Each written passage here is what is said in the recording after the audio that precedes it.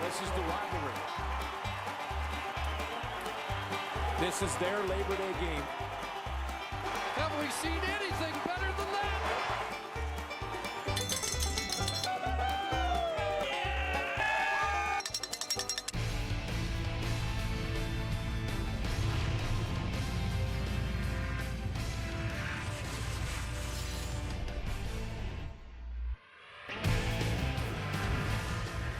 Ah, yes, the Banjo Bowl. I hope you like the banjo because you might hear a little bit of it today. There's Darian Durant, who got back on the winning track yesterday or last week with a win over the Bombers. And now it's Stephen Giles who will control the offense for the Winnipeg Blue Bombers. It is the Banjo Bowl as week number 11 wraps up, and it's sold out at Canada Stadium today. Sold right out.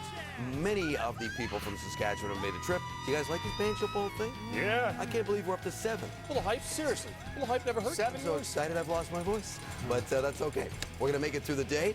And I want to ask you guys about the Bombers and how they are positioned for a playoff, because this is a team now that has lost 5 in a row, and they got to find themselves a way to make it into the playoffs. Yesterday was a good day for them because both the Argos and the Ticats lost. Buck Pierce is now gone for the rest of the year. He could not escape what has plagued him his entire career, and that is injuries. Earlier this season, it was a dislocated or a knee injury. Now it's a dislocated elbow that has put him on the shelf. So Stephen Giles is at the controls. They also got to hold off potentially BC or Edmonton in a crossover situation. How do you think Winnipeg is positioned to make the playoffs in the second half, Matt? Not very good. Yeah. 2-7, right? And they're going to have to do it with their backup quarterback, and Stephen Giles. And that's going to be the biggest thing to watch the second half of the season, is whether or not Giles can step in and do the job for Buck Pierce. In spot play prior to this, you look at this, these guys' numbers are almost identical. In fact, the touchdown-interception ratio for Giles was better than Buck Pierce, and they're very similar as far as the run game goes. And they both pose a threat to defenses when they choose to pull the ball down and use their legs. And to me, this is a great thing for the Lions offense, because they're going to need for the Bombers offense, they're going to need Giles. They're going to need Giles to do what he does best, and that's just play football. The biggest thing, Schulte, is ball security. He's got to continue to be a good, with the ball, make good decisions. Pass protection, too, Matty. You can keep that quarterback confident in the game. That's key. And I think for this Saskatchewan Roughrider team, it has a new level of urgency, because in last week's game, those Bombers defensive ends, Philip Hunt and also Odell Willis, they punished Darian Durant hard each and every game. Now, Darian's a human being. If he takes those hits early in the game, he loses confidence. It's a normal process that every player goes through. Keep him healthy, keep him clean, especially early. I'm looking for the defensive secondary to step up in Winnipeg. In terms of the team, who's going to make the playoffs that you mentioned, Dave, I think it's going to come down to whether the BC Lions secondary can play better than Winnipeg's. And I like what I'm seeing in Winnipeg right now. I think they got a good mix of veterans like LeVar Glover, and then they got some new guys like Dion Beasley from the Texas Longhorns, who's playing great on the corner. Saskatchewan has won the last 2 Banjo Bowls. Last year they went into Winnipeg and scored 55 points. These guys will not be happy if they see a repeat of that. It's the Banjo Bowl, and it's next on TSN. Ken Dion of Regina, Saskatchewan. You could win a 2010 Nissan Rogue if a kickoff is returned for a touchdown in today's game, thanks to Safeway's Touchdown to Win promotion. And if a second kickoff is returned for a touchdown in today's game, you could also win $1 million. Let's take you now to Canada Stadium for Glenn Suter and Chris Cuthbert.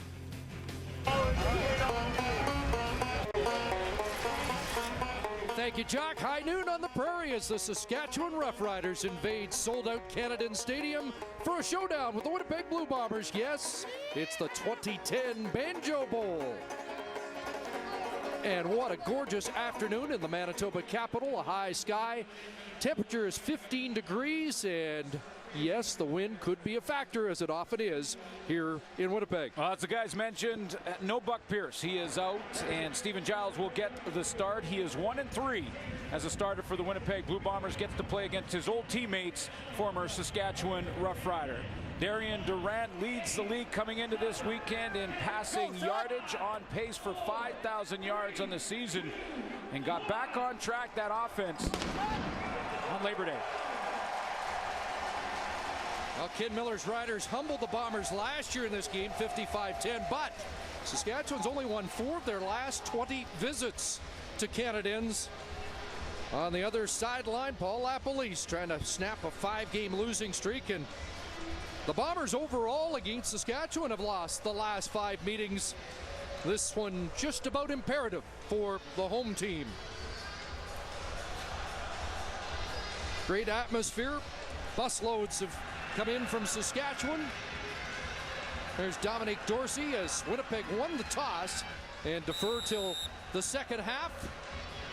Let's start strumming as the provincial rivals from Saskatchewan and Manitoba duel again in the Banjo Bowl, and Stu Ford on the return, not going very far, as he's brought down quickly by the middle linebacker, Joe Lobendon. Darian Durant's thrown 11 touchdown passes, 13 interceptions so far in the 2010 season. There his offense. He has to get Wes Cates going. Just 15 yards rushing on Labor Day weekend against this Bomber defense that played very well. Weston Dressler was their leading receiver last week with 5 catches for 77 yards. And the offensive line with Jeremy O'Day in the middle has to handle Doug Brown and Dorian Smith.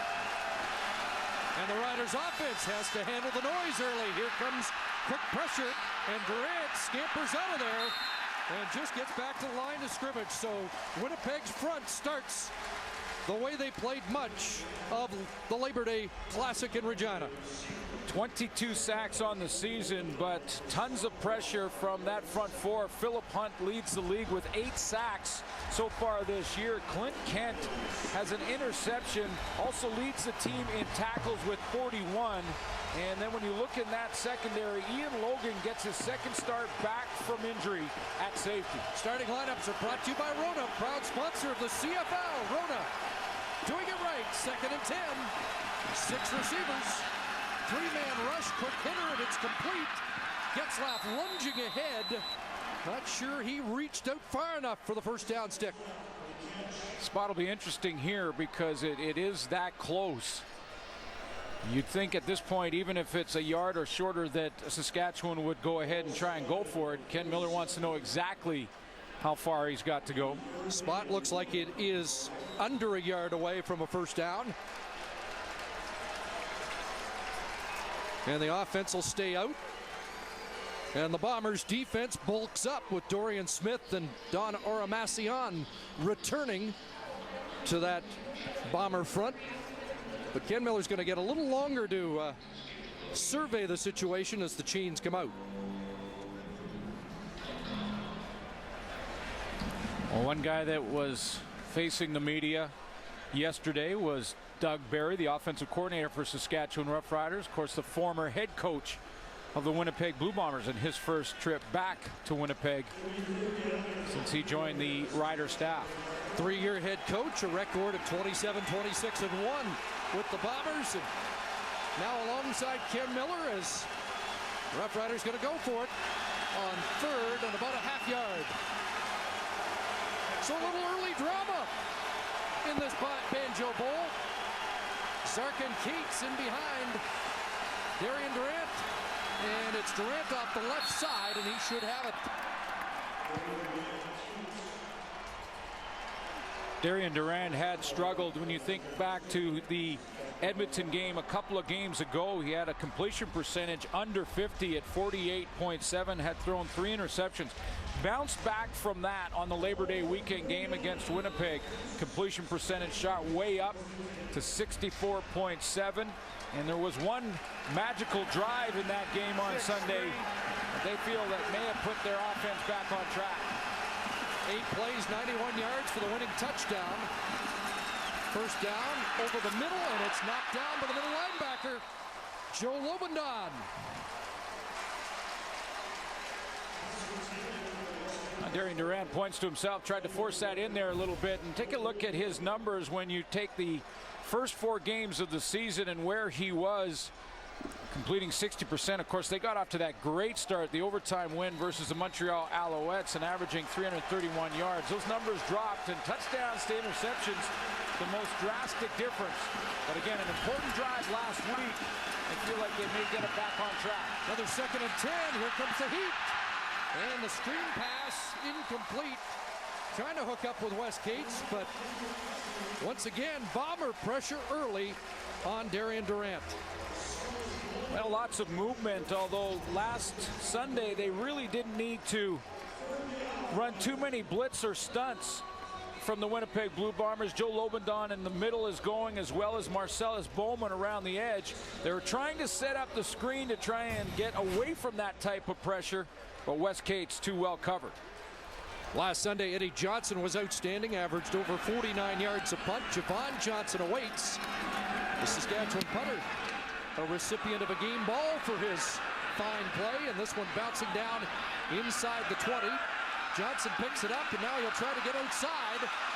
Up against Sean Lucas, and Javon Johnson does turn the corner and cuts it back into traffic before he's brought down by Kai Stewart. 42 on the punt and a 24-yard return.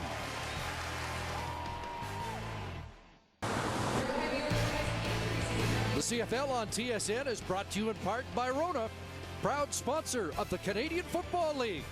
Rona, doing it right. No yards penalty against Mike McCullough was declined by the Bombers. They take the 24-yard Javon Johnson return and have a first down at their own 44 with Stephen Giles at the controls for the former Rider. Pitches a strike on his first pass of the game, complete to Terrence Edwards.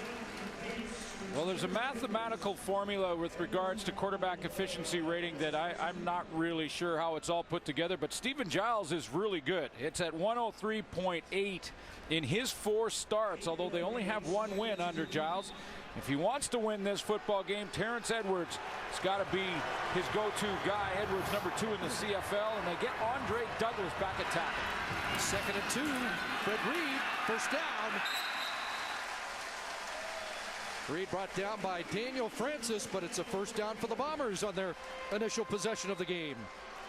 Brent Hawkins on that defensive line did not practice again this week because of a shoulder issue, but he is good, healthy, and ready to go in this one tonight. Barron Simpson, Sunday's game, had 10 tackles for the Saskatchewan Roughriders, the middle of that defense. James Patrick, a bit of a wobbly knee, but he starts at safety. Bombers have just 4 first possession points all year. They've got a first down and another completion. Close to another first down for the Winnipeg Blue Bombers as Terrence Edwards has his second catch. Sold out crowd, you know, on Sunday in the Labor Day weekend game. The Saskatchewan crowd caused a couple of delay game penalties for the Winnipeg offense, and the Blue Bomber crowd would like to return the favor in this one this afternoon. How about their record with the sellout? They're 16-2 here at Canadians. They do mark the ball at the 45, just short of a first down, so 2nd and a yard and a half, and Stephen Giles takes off. He's got the first down. And Glenn, when you put Giles and Pierce's running totals together, they'd be the 7th-ranked rusher in the league, so they get plenty of production from their quarterbacks on the run. Yeah, and if the Saskatchewan defense are going to line up their defensive line that tight and together, almost shoulder to shoulder, I like the call by Paul LaPolice to go ahead and get Stephen Giles outside of that and get him out on the edge, and that's one thing he does well. You mentioned his running ability. Now they pitch it to Reed. Fred Reed, big hole, cut back, and pounds to the 16. Only 43 yards a week ago, but a big start for Fredex. Well, he's going to get some blocking help up front as they get their starting offensive line back. The Winnipeg Blue Bombers, as watch how Fred Reed, now he has a chance on the outside here. He can pick his hole.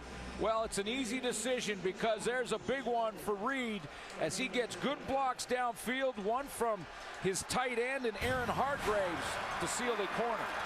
21 for Reed. Fake to Reed. Giles looks in the end zone, and it's James Patrick with the interception, his 8th of the year, but there is a flag on the goal line. We'll sort out the penalty. Yeah, I saw that flag, and it may be illegal contact by the Saskatchewan Roughriders. But Darius Bowman was bumped at the goal line. Looks like he was the intended target. Illegal contact on a receiver. Saskatchewan number 15. Half the distance to the ball. First down. So Lance Fraser draws the call. Illegal contact takes it halfway to the goal line. Well, he does go ahead and grab a Darius Bowman. They're at the top right here. Now go ahead and run it. I'll show you where the illegal contact happens. It happens right there. A little bit of a tackle, almost a half tackle. He twists Bowman around. Gives the Bombers another first down. Reed, touchdown. First opening drive touchdown of the year for the Bombers comes in the Banjo Bowl. Boy, does that compound the penalty by Lance Frazier on the illegal contact. An interception by James Patrick would have grabbed momentum for Saskatchewan. Instead, Fred Reed celebrates. And that's the third play on the ground for the Bombers in this game already, where Fred Reed is into the secondary untouched. In this case, the end zone untouched. 7 plays, 66 yards. A 3.5-minute scoring drive. The Bombers strike first.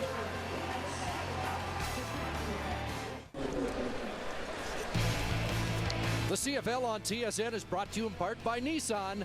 Shift the way you move. Boy, how quickly things can change. Fred Reed in the end zone gets the Bombers off to a good start with the touchdown after Lance Frazier's illegal contact penalty on a Darius Bowman that took an interception off the board for James Patrick. That's how quickly momentum can switch hands. So we get an indication early it's going to be a much different Banjo Bowl from a year ago. And it was a penalty by Lance Frazier. He made contact and twisted Bowman around. And we've got a penalty against the Bombers. They're going to march it back. Delay game. Winnipeg number 17, a 10-yard penalty, re-kick.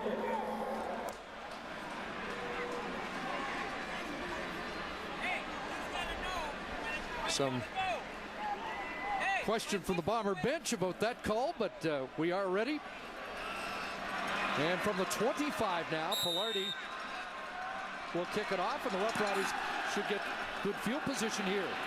It'll be Dorsey, and he couldn't find it.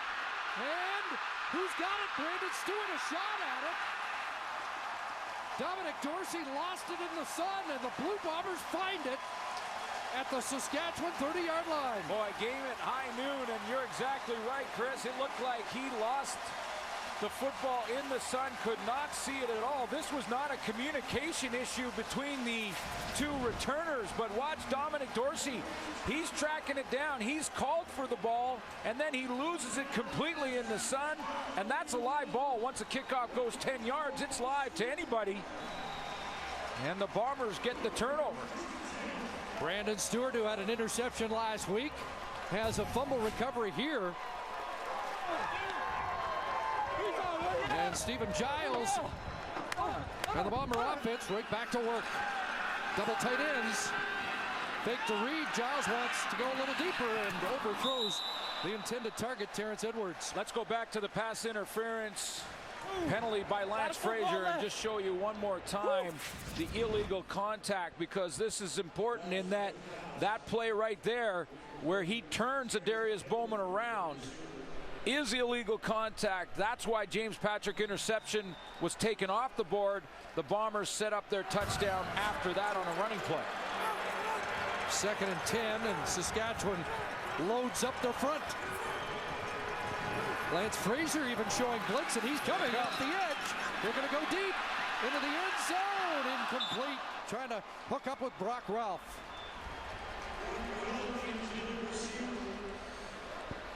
Let's show you that touchdown one more time. It's some big blocks by Abi Khan and Steve Morley. Khan, the center, is going to block out this way, and Morley's going to turn around and seal the inside. And as that develops for this touchdown, Fred Reed basically just walks into the end zone. So an illegal contact penalty, that touchdown, and now a field goal attempt off the fumble on the kickoff. All Bombers early. Justin Pilardi will attempt from 38 yards out. And Pilardi splits the uprights so they get 3 after the fumble recovery and lead by 10 early.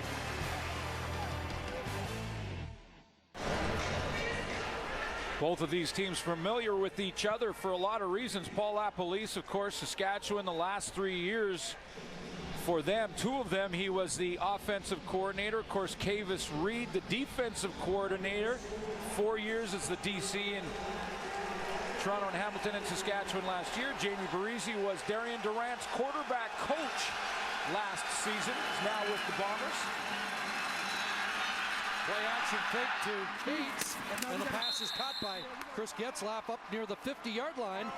And a first down for Saskatchewan. And a good start for Stephen Giles, who, of course, is also a former Saskatchewan Roughrider. So teams very familiar with each other, coaching staffs that understand the personnel on the other side of the field. And Stephen Giles told me before the game, he says, yeah, I practiced a lot of times against that Saskatchewan secondary and know their body language, know how they like to play the game. Hopefully that's an advantage this afternoon. 15 for Getzlaff with a first down at the Roughrider 50. Cates, nothing. Odell Willis with early contact. Doug Brown. Cates does fall forward and might get a yard or two. Well, I mentioned off the top that Philip Hunt leads the league in sacks with 8, and he also is up there in tackles for losses. He has 6 of those on the season. Wes Cates on Sunday just 15 yards rushing, and for the most part the Bombers could go with 4-man pressure, just the D-line, and it was tremendous pressure on Durant on Sunday. 7 carries, 15 yards, 36 from scrimmage for Cates. Just 1 on that play, and it's 2nd and 9. 6 receivers out. And Durant flushed again. Takes off. First down. And a hook slide at the Winnipeg 47 for Darian Durant. Yeah, and Durant's going to have to continue to do that. He had 43 yards rushing and a touchdown against the Bombers because for the most part, he had to escape from the pocket, which continued to collapse. Once again, the Bombers look at 4-man pressure, and they're going to bring 1 extra on the edge in Brandon Stewart. So it's really just a stunt, but you can see the pressure. Doug Brown gets up the middle, and Durant has to take off. 12-yard run. First down, short block, quick hitter, drop. In and out of the hands of Preche Rodriguez. Let's take you back to that Sunday game, Labor Day weekend, and the pressure that Darian Durant was under. I mentioned for the most part it was 4-man. The Bombers did send a couple of times blitz, and that was one of them with Clint Kent coming off the edge, but that 4-man pressure dominant in that game. Saskatchewan ends up winning it. But Ken Miller even talked about how good that defensive line was on Sunday. Been in 2nd and long much of this first quarter. 2nd and 10. On a roll, looking for Rob Bagg. The catch is made near the first down stick. And near enough for a measurement. It's right on the sideline. And Rob Bagg had to come back to the football, which took him just inside that first down marker. And that's another way to get away from pressure in the defensive line we talked about. And one way to do that is to roll out your quarterback, especially when you have an athletic one. Third down. About a foot. And you can see how close they are to a first down. And 1 third down gamble so far in this opening quarter. Yeah, and on that one, Darian Durant went off the left side, sort of was patient, and followed behind Chris Best and Gene Makowski. Now that short yardage grouping for Saskatchewan, which includes 3 defensive linemen, Marcus Adams, Keith Shulligan, and Luke Mullender. And Mullender sprung Wes Cates for a couple of short yardage touchdowns last Sunday. And of course the fullback Zarka in front of Wes Cates in the backfield. They hunker down again. And it's Cates, first down. A plunge to the 35. Chris, you mentioned when they bring in Luke Mullender, he was the lead blocker on 2 identical touchdowns by Wes Cates in the Labor Day game. That's a big lineman to bring in there at just shy of 300 pounds and 6'4". Luke Mullender can give you that lead block. They bring in Zarka and easily get the first down. Well, we talked about the drive last week that won the game, a 91-yarder, and they hope to build off that and start generating more successful drives. They've got one going here, and that pass behind Weston Dressler with Clint Kent in the area. And again, 2nd and 10 Saskatchewan. Boy, they've been in this game from start to finish in 2nd and long. That's something that as a coach you're always worried will sneak up and grab you in the backside somewhere along the way, because awful tough to convert when you're 2nd and 7 or more.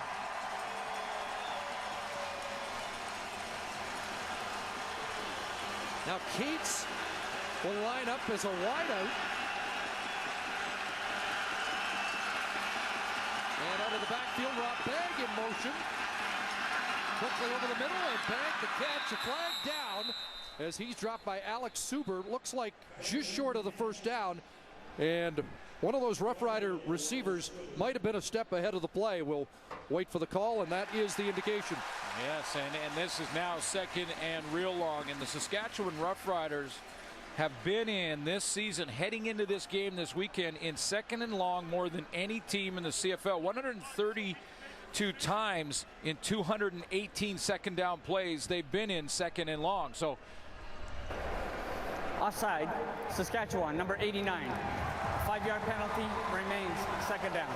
So if you're wondering, why an offense may be starting to bog down a little bit, well, one of the reasons for Saskatchewan's could be that they've been in 2nd and 7 or more too many times, and there's the offside. So 2nd and 15, Merrill Johnson checks in. 3-man front for the Bombers. And into the hands of Dressler. With some blocking. Guys kicking it outside, and Weston Dressler knocked out at the 27-yard line. That's going to be close. Yeah. And Ken Miller's going to have a decision here. It's a nice looking play by Weston Dressler, and he really did this on his own. He did have blocking help in front of him, but there was backside pressure. It looked like Marcellus Bowman, and he outran that pressure. He's the middle player here. He's going to step up and then come back on the hitch. And here he comes back. Now, he's got interior pressure. There's a couple of Bombers tracking him down, but that speed makes this close. They're going to go ahead and go for it. Yeah, this is a different kind of gamble because it's 3rd, and it looks like a yard and a half. 2 backs. And now the officials will delay proceedings. And do we have a timeout, Winnipeg? Timeout, Winnipeg. Paul LaPolice calling timeout. They had enough players. I think that's just strategy on Paul LaPolice's part to try and see what formation the Saskatchewan Roughriders are going to go with.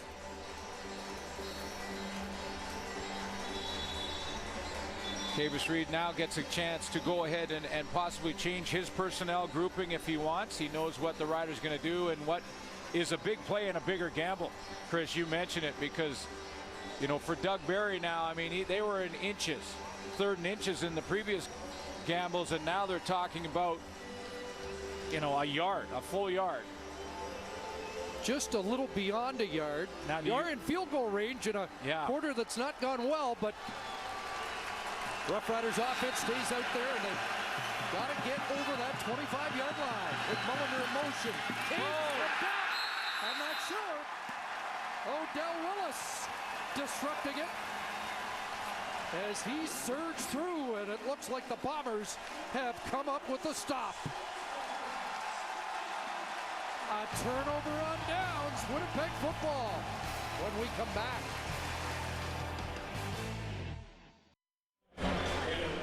Odell Willis for the Winnipeg Blue Bombers off the edge in the down 3-point position, comes knifing through that offensive line to get to Wes Cates in the backfield. Odell Willis on Sunday had 2 roughing the passer calls go against him. Hey, Winnipeg Banjo Bowl, stand up, be proud. The whole blue defense, the whole blue offense, we here together, baby. We won. We won. TSN, check us out, baby. Odell's fired up. This whole Bomber team is today, but Brent Hawkins will try and change that with a tackle behind the line of scrimmage. You know, sometimes you just have to beat your man. Brent Hawkins beats his man on this play. He just steps up, and it's not about schemes. It's not about anything fancy. It's not about trying to trick the offense with different looks. It's just about straight up beating your man. He comes up there nice through. John Osterhaus tries to block him down and can't. Fred Reed, nowhere to go. So it's a loss of 4.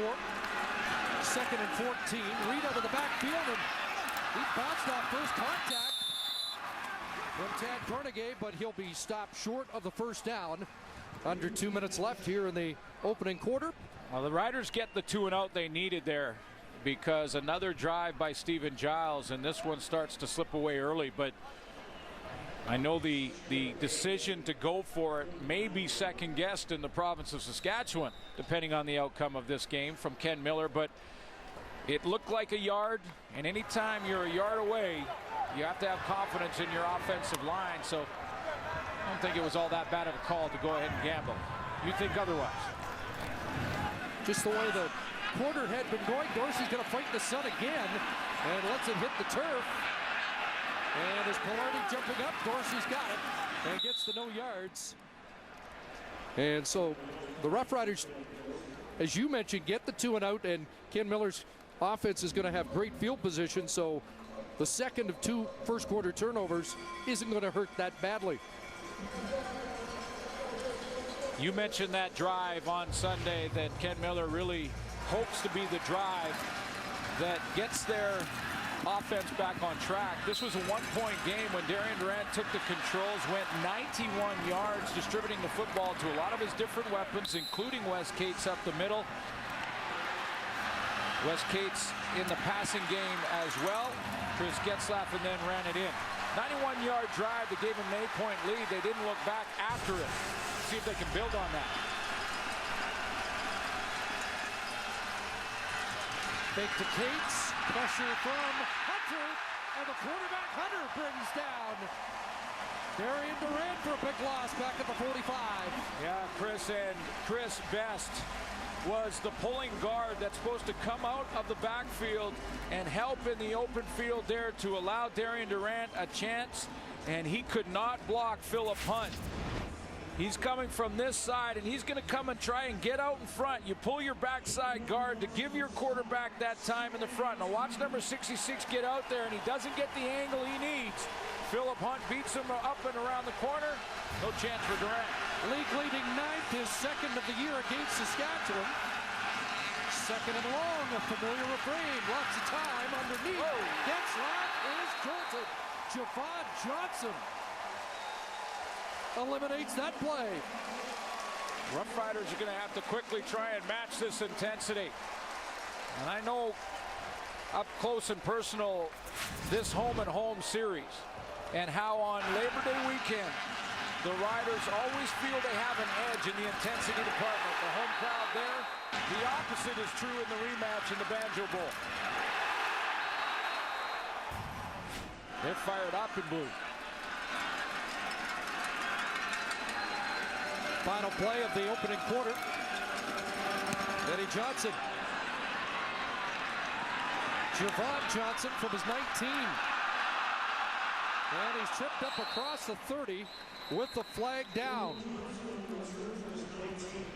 This is going to be an illegal block by the Bombers to push them in worse field position.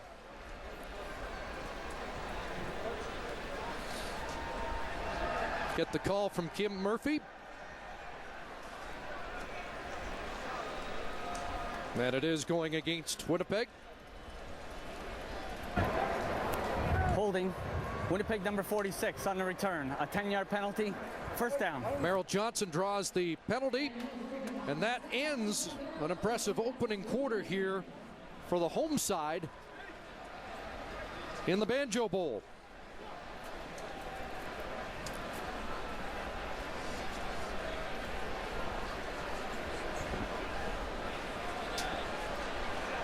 We had an indication it was going to be the end of the opening quarter. Now Kim Murphy Yep, even the cheerleaders are on the field, but now Kim Murphy says we got one more play, folks.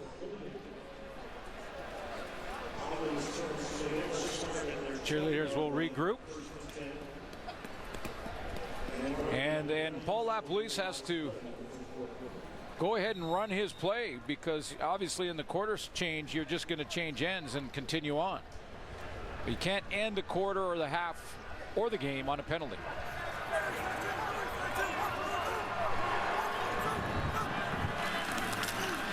They start at the 20, and that pass is caught.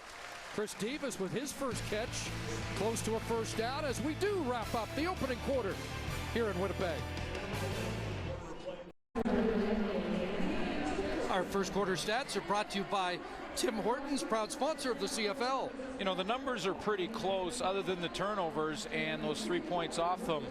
But close in the numbers in the first quarter, not so much in the intensity of these two teams. I just think the Bombers have the edge there in a big way. And so we get evidence that last year was the exception with a blowout by the visiting team rather than the rule in the rematch.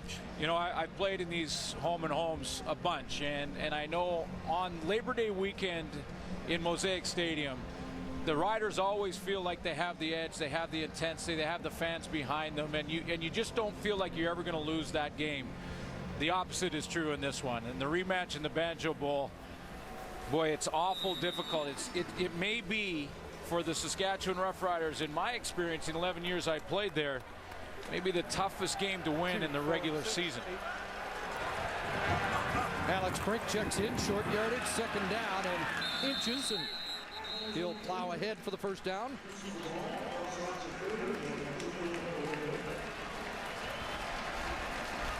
The other thing you have to consider here is I know what the record says, that the Winnipeg Blue Bombers have just 2 wins on the season in the first half of the year, 2-7. But this is a football team that I think everyone across the country feels are pretty close, and they're starting to get things going. They just have to try and learn how to win. Here's Reed off the left side. Another good run for Fred Reed, and a first down up across the 40. Well, they are ranked 3rd in the league in yards amassed. They're the second best running team in the league. They have good offensive stats. On defense, they're the second best team in yardage given up. So it is a bit of a puzzle why they're 2-7. And when I say learn to win, and that may sound like an obvious statement, but you do have to do that. You can have a good team, a talented team with a lot of weapons, but you have to learn how to win and make the plays when you need to make them, crucial times. Here's Giles firing it to Edwards. And Terrence Edwards, another catch, came into the game second in CFL receiving. You know, it doesn't really add up when you look at some of the numbers. I mean, those are good numbers. You're second in the league, but this is the one that really has to be changed for the Bombers to go ahead and learn how to win. Those are making those big plays, not having the bad giveaway at the wrong time. No, they even defied that stat last week. Paul LaPolice's team wins the giveaway takeaway last week and still lost. Reed again, and he's still going. He's going to catch him. Touchdown, Fred Reed. 61 yards.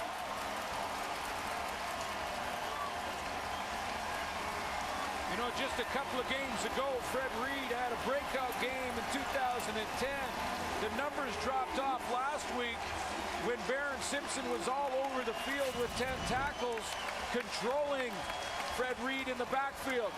Well, in this one this afternoon, Fred Reed has got the big edge there, and the blocking up front, again, outstanding, as he just picks his way into the secondary and then his speed to the outside.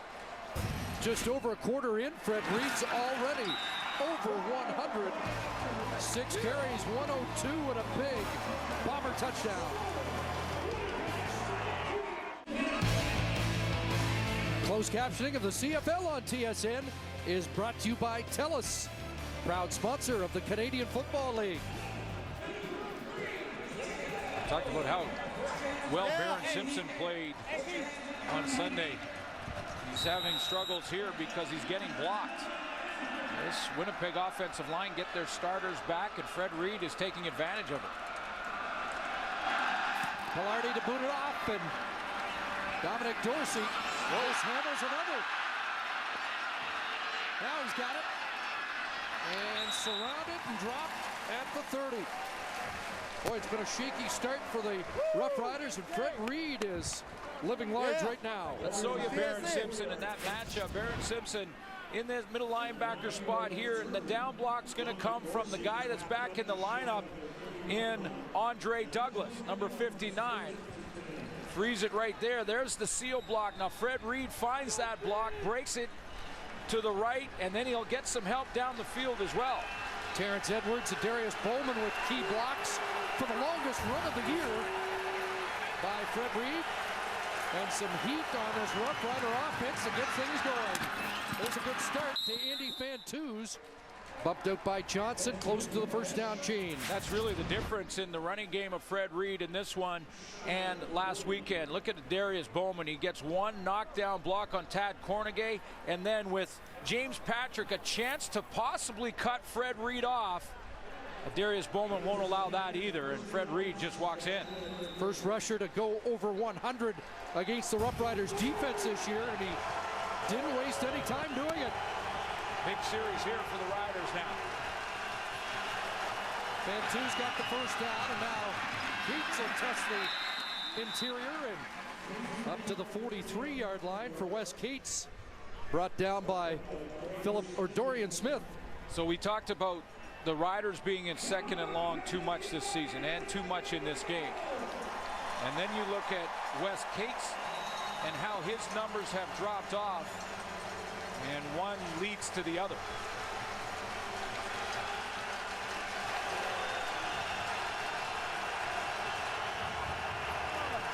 Second and 7. 4 receivers wide side. Barrett stands in, and he's got Fantuz who breaks the tackle into the Bombers. Into the field, finally brought down there by Alex Suber, but Andy Fantuz has a second down conversion catch. That's his 19th of the year, second best in the league. And Darian Durant gets some steamboats, enough to get in that pocket and make this tough throw to Andy Fantuz, who stays with it. Fantuz is going to run the out.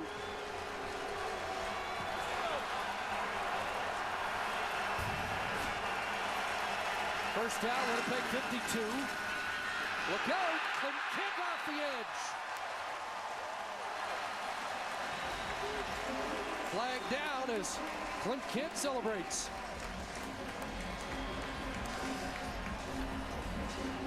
Clint Kent just continues to get playing time in different spots. Started in the secondary, moved to the linebacking core. This penalty, though, is going against the Bombers. Illegal contact on a receiver.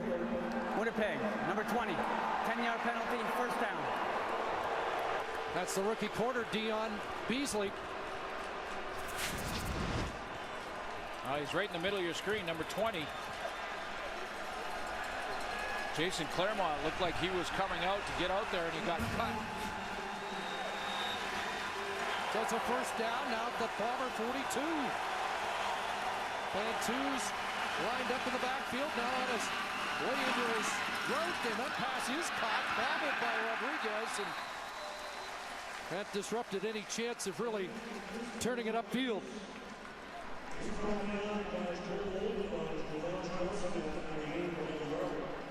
Criche Rodriguez has 27 catches on the season, but 14 of them coming in the last 3 games. So starting to become closer to the radar for Darian Durant.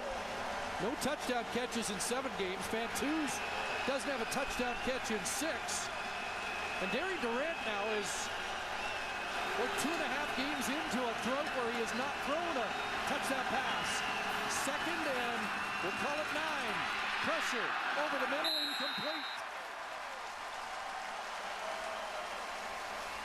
As he was looking for Rodriguez again, in coverage was Dion Beasley. Was it Merrill Johnson, the backup linebacker, who is going to provide the pressure that is going to be the issue? He lines up stacked in behind the defensive line, will work his way right down Main Street, and he's the guy who pushes Darian Durant just a step and a half back. He can't step into the throw and get enough on it to get it there. Into the win, they don't try a 48-yard field goal. Instead, Eddie Johnson will look for the corner.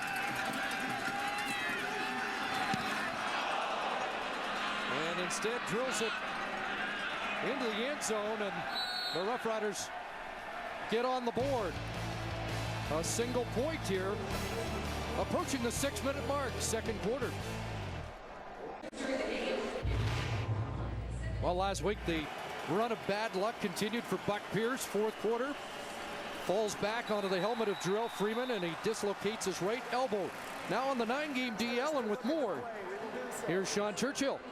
Thank you very much, Chris. For the 10th time in 27 CFL games, Buck Pierce had to leave a game due to injury. And as you mentioned, the Bombers placed him on the 9-game IR. That was on Saturday. I spoke to Buck yesterday, and you know what? He says he doesn't believe that he is done. In fact, he has the playoffs circled on his calendar. He says he's done a lot of research into the injury, and he knows a number of athletes have come back just fine. Well, you got to appreciate his game. There's Chris Davis, as Stephen Giles now is the man. Giles making his 5th start, as Pierce already been hurt once this season, gave Giles a chance, but even Giles seems to embrace this opportunity more as a clear-cut starter with the Bombers now. Yeah, it's different than any situation he's been in, and I talked to him during the week as well, and he said, yeah, he said, I understand now. Buck Pierce is out for some time, and I'm going to take the reins, and he talked about leadership and how important that was to command that huddle. So give his team confidence. 2nd and 7, pressure off the edge. Holman's got it, and he gets dumped immediately short of the first down. So back-to-back 2 and outs. And you know, when you think about Buck Pierce, and you have to admire his optimism and his resilience, really, more than anything. He will be down there on the sideline on the headset. It's an extra set of eyes. And either that or up in the spotter's box watching for Stephen Giles and communicating down to the sideline to help him as an extra set of eyes. Mike Renaud to punt. End over end. Dorsey again has trouble. With Super on his back, and Dorsey eats it back inside the 10. It's been a nightmare for Dominic Dorsey in this year's Banjo Bowl. Well, Wendy's Friday Night Football continues next week on TSN as the Calgary Stampeders take on the Roughriders live from Mosaic Stadium in Regina. Coverage here on TSN, 8:30 Eastern, 5:30 Pacific. Dominic Dorsey's really struggling. He had some issues with the sun early on in the first quarter. That was not the sun. That was simply a drop. And he fumbled one last week. And Alex Suber got it back for Winnipeg. Durant has to start deep, looks for Rob Bagg, and it's incomplete. You know, Dominic Dorsey has been an area of concern, I know, for a lot of Rider fans in the province. And Ken Miller, throughout the season, has, you know, suggested that he needs some more help blocking and things like that, that he's not been the issue. But you maybe can rule one out because of the sun, but 2 other problems weren't. Special team player of the year 2 years ago has not been special in 2010. 2nd and 10. And it goes back to Fantuz, the catch, and he's driven back by Alex Suber. See if the spot's good enough for another 2nd down conversion for Andy Fantuz, who leads his team in 2nd down catches. Fantuz with 18 coming in, and I know there's been a couple already this afternoon. He ranked number 2 in the league in 2nd down catches. Catches that end up moving the chains. Get the feeling that this is a big drive for the Riders just to get back in it. They go direct snap to Cates straight ahead, but really doesn't fool that Winnipeg front 7. Yeah, first they need to get out of their own end, so even if they have to punt the ball, that they've got some field position back after the drop by Dominic Dorsey. That's goal number 1 for the Rider offense. But you're right. They've got to start to try and even a field goal gets them a little something and a little bit of hope. 2nd and 7. 6 receivers go out. And Durant for Cates. Can't make the catch with Joe Lobendon on his back. And Joe Lobendon just sat on him coming out of the backfield.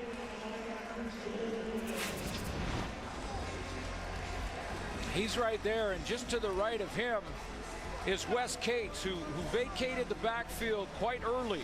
And you can see Joe Lobendon just sit on that inside shoulder and then close quickly.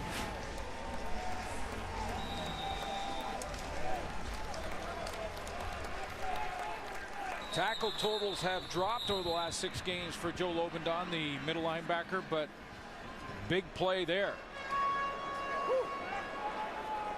That's how we do it in Hawaii, 808. Island boy. Went back to Hawaii in the bye week. Joe Lobendon. Eddie Johnson to kick, and now Javon Johnson's got to deal with the sun. Not a high kick, though.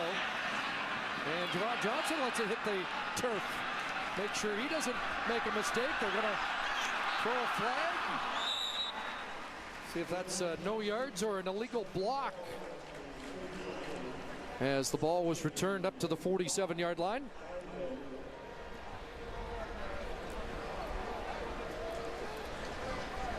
And it's no yards Saskatchewan. No yards. Saskatchewan number 35. Penalty is declined. First down. Daniel Francis. You know, we're closing in on halftime here, and you just take a look at Stephen Giles' play in the first half. I think it's been very good. I mean, he's moved the football. He's got his team out in front. He got that good start. That first drive, very important for him. Used his legs a little bit, but he's shown great composure in this first half. Like he's ready to take the reins. Drew off the backside. There's another catch for Edwards.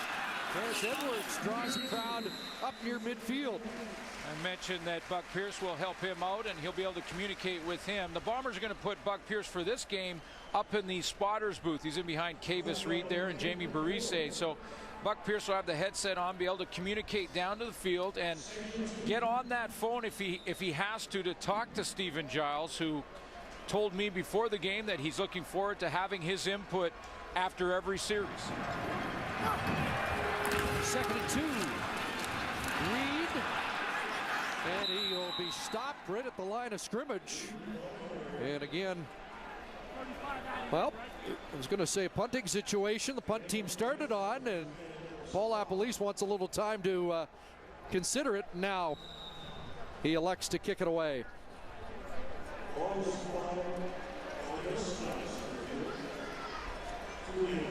So it's 3rd and 2.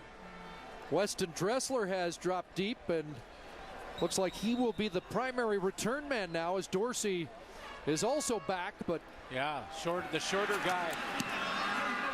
It'll be Dressler. As Ken Miller's seen him up, and Weston Dressler gets punished. Merrill Johnson, heat-seeking missile.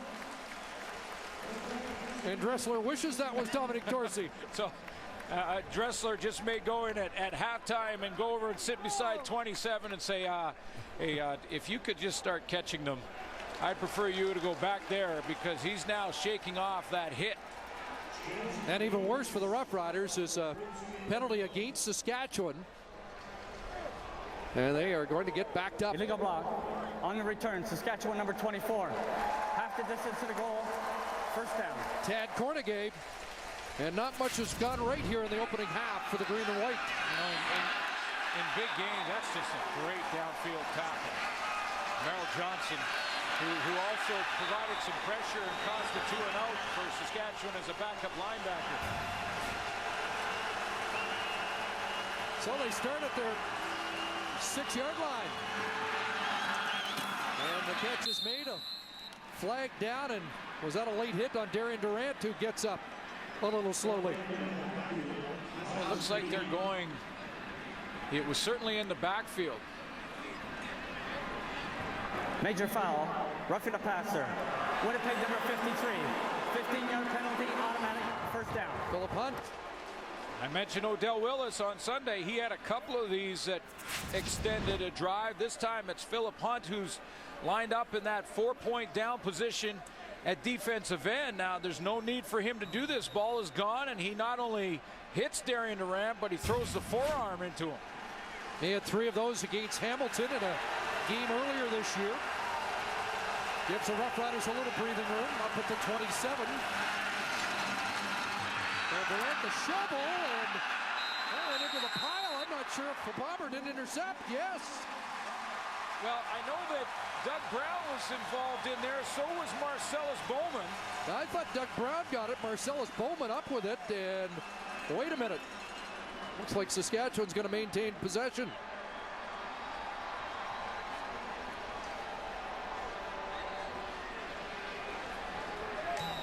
Wes Cates must have just fought that football away from Doug Brown and Marcellus Bowman. Doug Brown's right there. He steps up.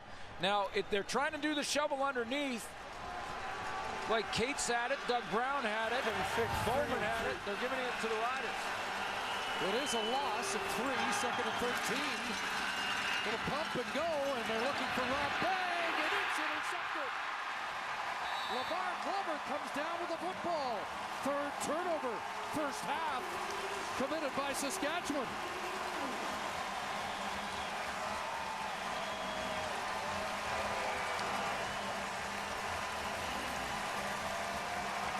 LeVar Glover plays this by basically controlling Rob Bagg with Glover's speed.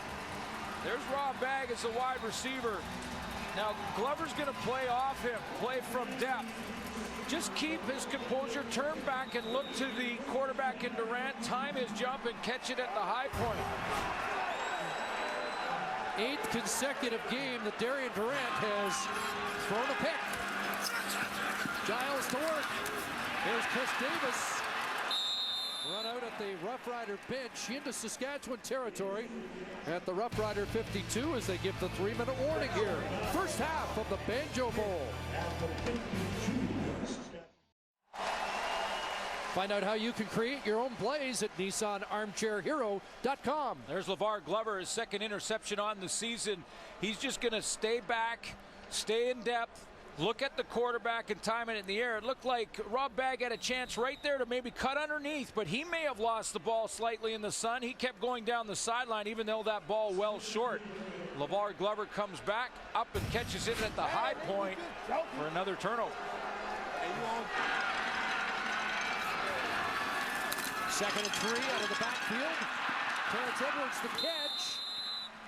And he's brought down close to the first down. Got a good spot there for the Bombers because that spot gave him the first down. They're not even going to measure because it looked like he had bellied back just a little bit. They gave him forward progress and a first down, a new set of downs for Stephen Giles. And Terrence Edwards with his next catch will likely surpass his receiving totals of all of last year. But a big turnaround year for him. Chris Davis wide open over the middle, and Barron Simpson brings him down close to the 30. Bombers threatening again here after a 15-yard pass from Giles to Davis. Stephen Giles has not thrown an interception in 5 games. I know he's only 1-3 as a starter for the Winnipeg Blue Bombers. I mentioned his quarterback efficiency rating over 100 at 103.8. I've been real impressed this afternoon in this first half watching him execute this offense. He's not trying to do too much. Just getting the football to his playmakers. First down, a little trouble with the snap, and Fred Reed bounces it outside. And Reed has got more positive yards when it looked like he might be stopped in the backfield. This is what Fred Reed is so good at. I mean, his change of direction is as good as it gets when he sees that at the hole there's a problem. When he looks at the point of attack and realizes that it's stuffed up in there, his change of direction and ability to bounce as good as it gets as running backs. He's just had the quick feet to be able to change, running full speed. Up to 111, and on second down, they plunge ahead. You know, we talked about Darian Durant trying to build off a late drive last week. Well, Stephen Giles had a positive end to last week's game. He came in after the injury to Buck Pierce and drove his team 5 plays, 60 yards for a touchdown. They fell short, but he did get a good taste of playing against his old team and has fired 9 straight completions here in the Banjo Bowl this afternoon. Yeah, his completion percentage off the charts. Looks real settled in. Only Anthony Calvillo has a better pass efficiency rating. First down, Giles on a roll. Mullinger in pursuit. And Gene Patrick, the safety there to pull him out at the 19. Just a couple that time for Stephen Giles. But that's the thing I'm talking about with Giles, because you know, this is a big game for him. It's the start of a real opportunity to settle in and show people that he can be a starter. That's one thing. It's also against his former teammates, and you know that that'll fire you up a little bit as well. And he's just making great decisions, and that last play was one of them. Rather than try and force it when he was on the dead run, he just took what he could, got a couple yards, and got the second down. See what they got on 2nd and 8. Quick hitter, complete again. Davis underneath, and he's got a first down at the 5. Second time they call Chris Davis's number on this drive, 14 yards this time. And you know how the Saskatchewan defense loves to show blitz. They love to line everybody on the line of scrimmage, including right there Sean Lucas, but they're starting to take advantage of that, the Bombers, by throwing the quick curls over the middle. This one to Davis. With linebackers turning and sprinting to their drop zones, it's hard for them to redirect to come back to those type of plays. Davis had 4 catches last week, 4 in this first half, and it's 1st and goal from the 6. And a flag flies, and they run out of time here.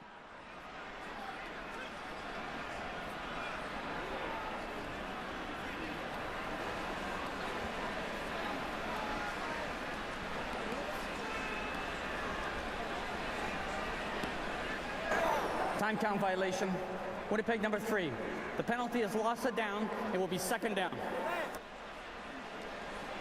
So it'll be 2nd and goal from the 6. Yeah, inside of 3 minutes, it's a loss of down.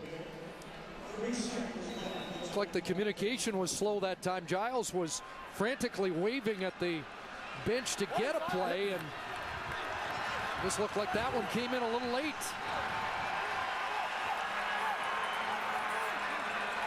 So 2nd and goal. Giles looks end zone. It's intercepted. James Patrick and another flag. James Patrick already with 1 interception negated by a flag. Let's find out if this one will stand, as there was some bumping at the goal line again. And again, and there's some bumping in front of the Winnipeg bench. Well, I was going to say Chris Davis was knocked down. He was a crossing route. I believe it may have been Lance Frazier again. Watch number 10. He's gonna stop on the outside and come in there. Now, again, Lance Frazier, does he get his hands around the waist and turn Davis enough? The flag came out right after that. The first one on Lance Frazier was certainly illegal contact. He completely twisted a Darius Bowman. That one, a lot closer. They do tell the officials if the receiver is twisted, yes, make the call. Now the body seemed to twist there. Was it because of contact from Frazier or not? Interference. Saskatchewan at the 2-yard line. Automatic first down. Well, this one's a lot closer, Chris. We did see a Darius Bowman completely get twisted, but you're right. The officials will allow Lance Frazier to have his right hand on the waist there of Davis. And I don't think on that one he really did twist him at all. I mean, that one, I think Lance Frazier has an argument. The first one was clearly a penalty. Strange they'd spot that at the 2 when clearly the infraction was at the goal line. Officials are discussing it now, and Paul Appolise wants it on the 1. We'll see where the penalty occurs. If they're half the distance, if it's inside the goal line, Well, yeah, but when you see it again, does Chris Davis twist in any way? And I don't think he does.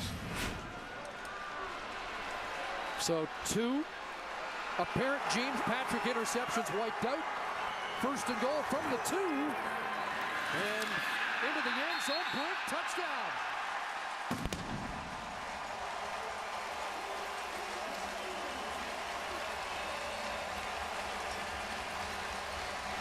Boy, similar plays.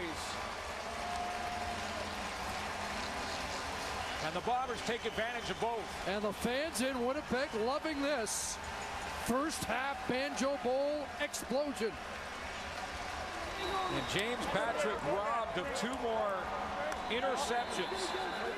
One by an illegal contact call that was certainly illegal contact, and one which I believe was a missed call on Lance Frazier and pass interference. I don't think he got in.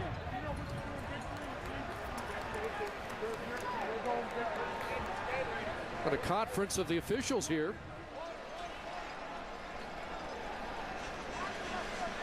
Well, let's take another quick look here at Alex Brink, see if he did cross that goal line. He's contacted there, so was he down by contact before the ball crossed the line? Did roll in, and a challenge flag has been thrown at the Rough Rider bench, so Ken Miller's going to challenge the spot. Saskatchewan is challenging the ruling on the field of a touchdown.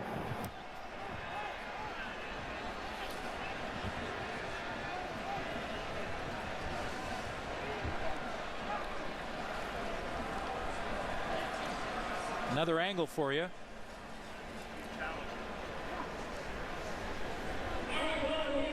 I'm wondering if Brink was even touched.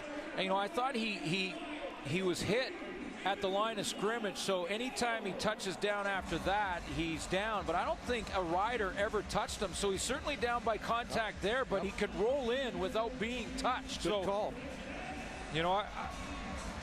The initial replay, it looked to me like when he went through the line, he was bumped by a rider, which means the moment he touches the ground after that, he's down. I don't think, though, when I look at it again, he's clean, not been touched yet, not been touched, not been touched. So he's allowed at that point to roll in. Unless Sholigan at the bottom of the pile got an arm on him, but it doesn't look like it. Yeah, it's just a matter of whether or not he was contacted, because if he was contacted, then he's down before he crossed the plane.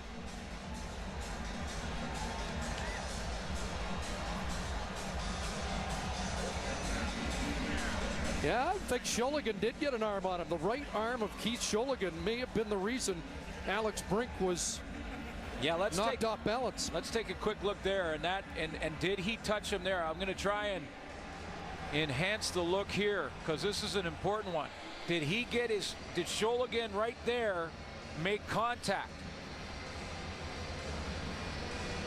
And I think he did. That's good eye, partner. I think he did get contact. Sholigan reaches out right there, and it looked like he does get contact, which would mean that Alex Brink's shoulder touching before the ball crossed the plane means that ball's on the 1 yard line. After review, Saskatchewan's challenge has been upheld. The player was down by contact inside the 1 yard line. It will be second down. Boy, a fired up head coach liked that call, and now with 15 seconds left, the Bombers still have some work to do. And that was good, and that's the importance, boy, of instant replay and the reaction from Ken Miller. A great challenge, because it took us 3 different looks to actually see Keith Sholigan's arm reach out and just get a piece of Alex Brink there.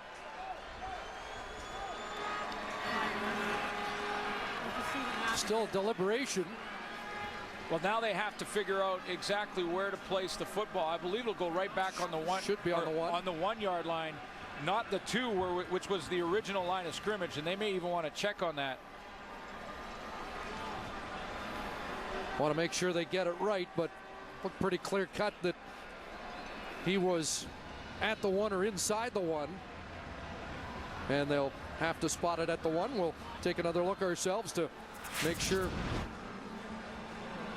And the only reason there's question because the original line of scrimmage was the 2. So he's basically, the shoulder is touched a few inches from the goal line, and that'll put the ball on the 1-yard line. And it will be second down.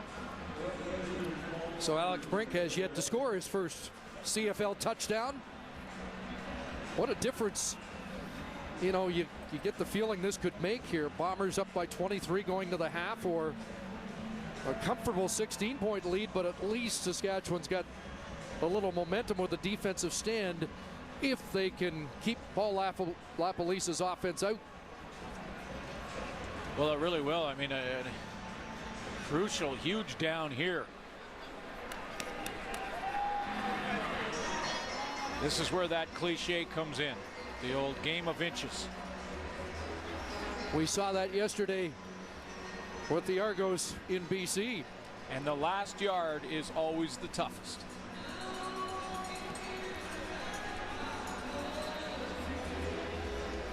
And we may have time for the whole Al Pacino soliloquy from you if we don't get this ball spotted soon. The inches we need are everywhere around us. Yeah. There we go.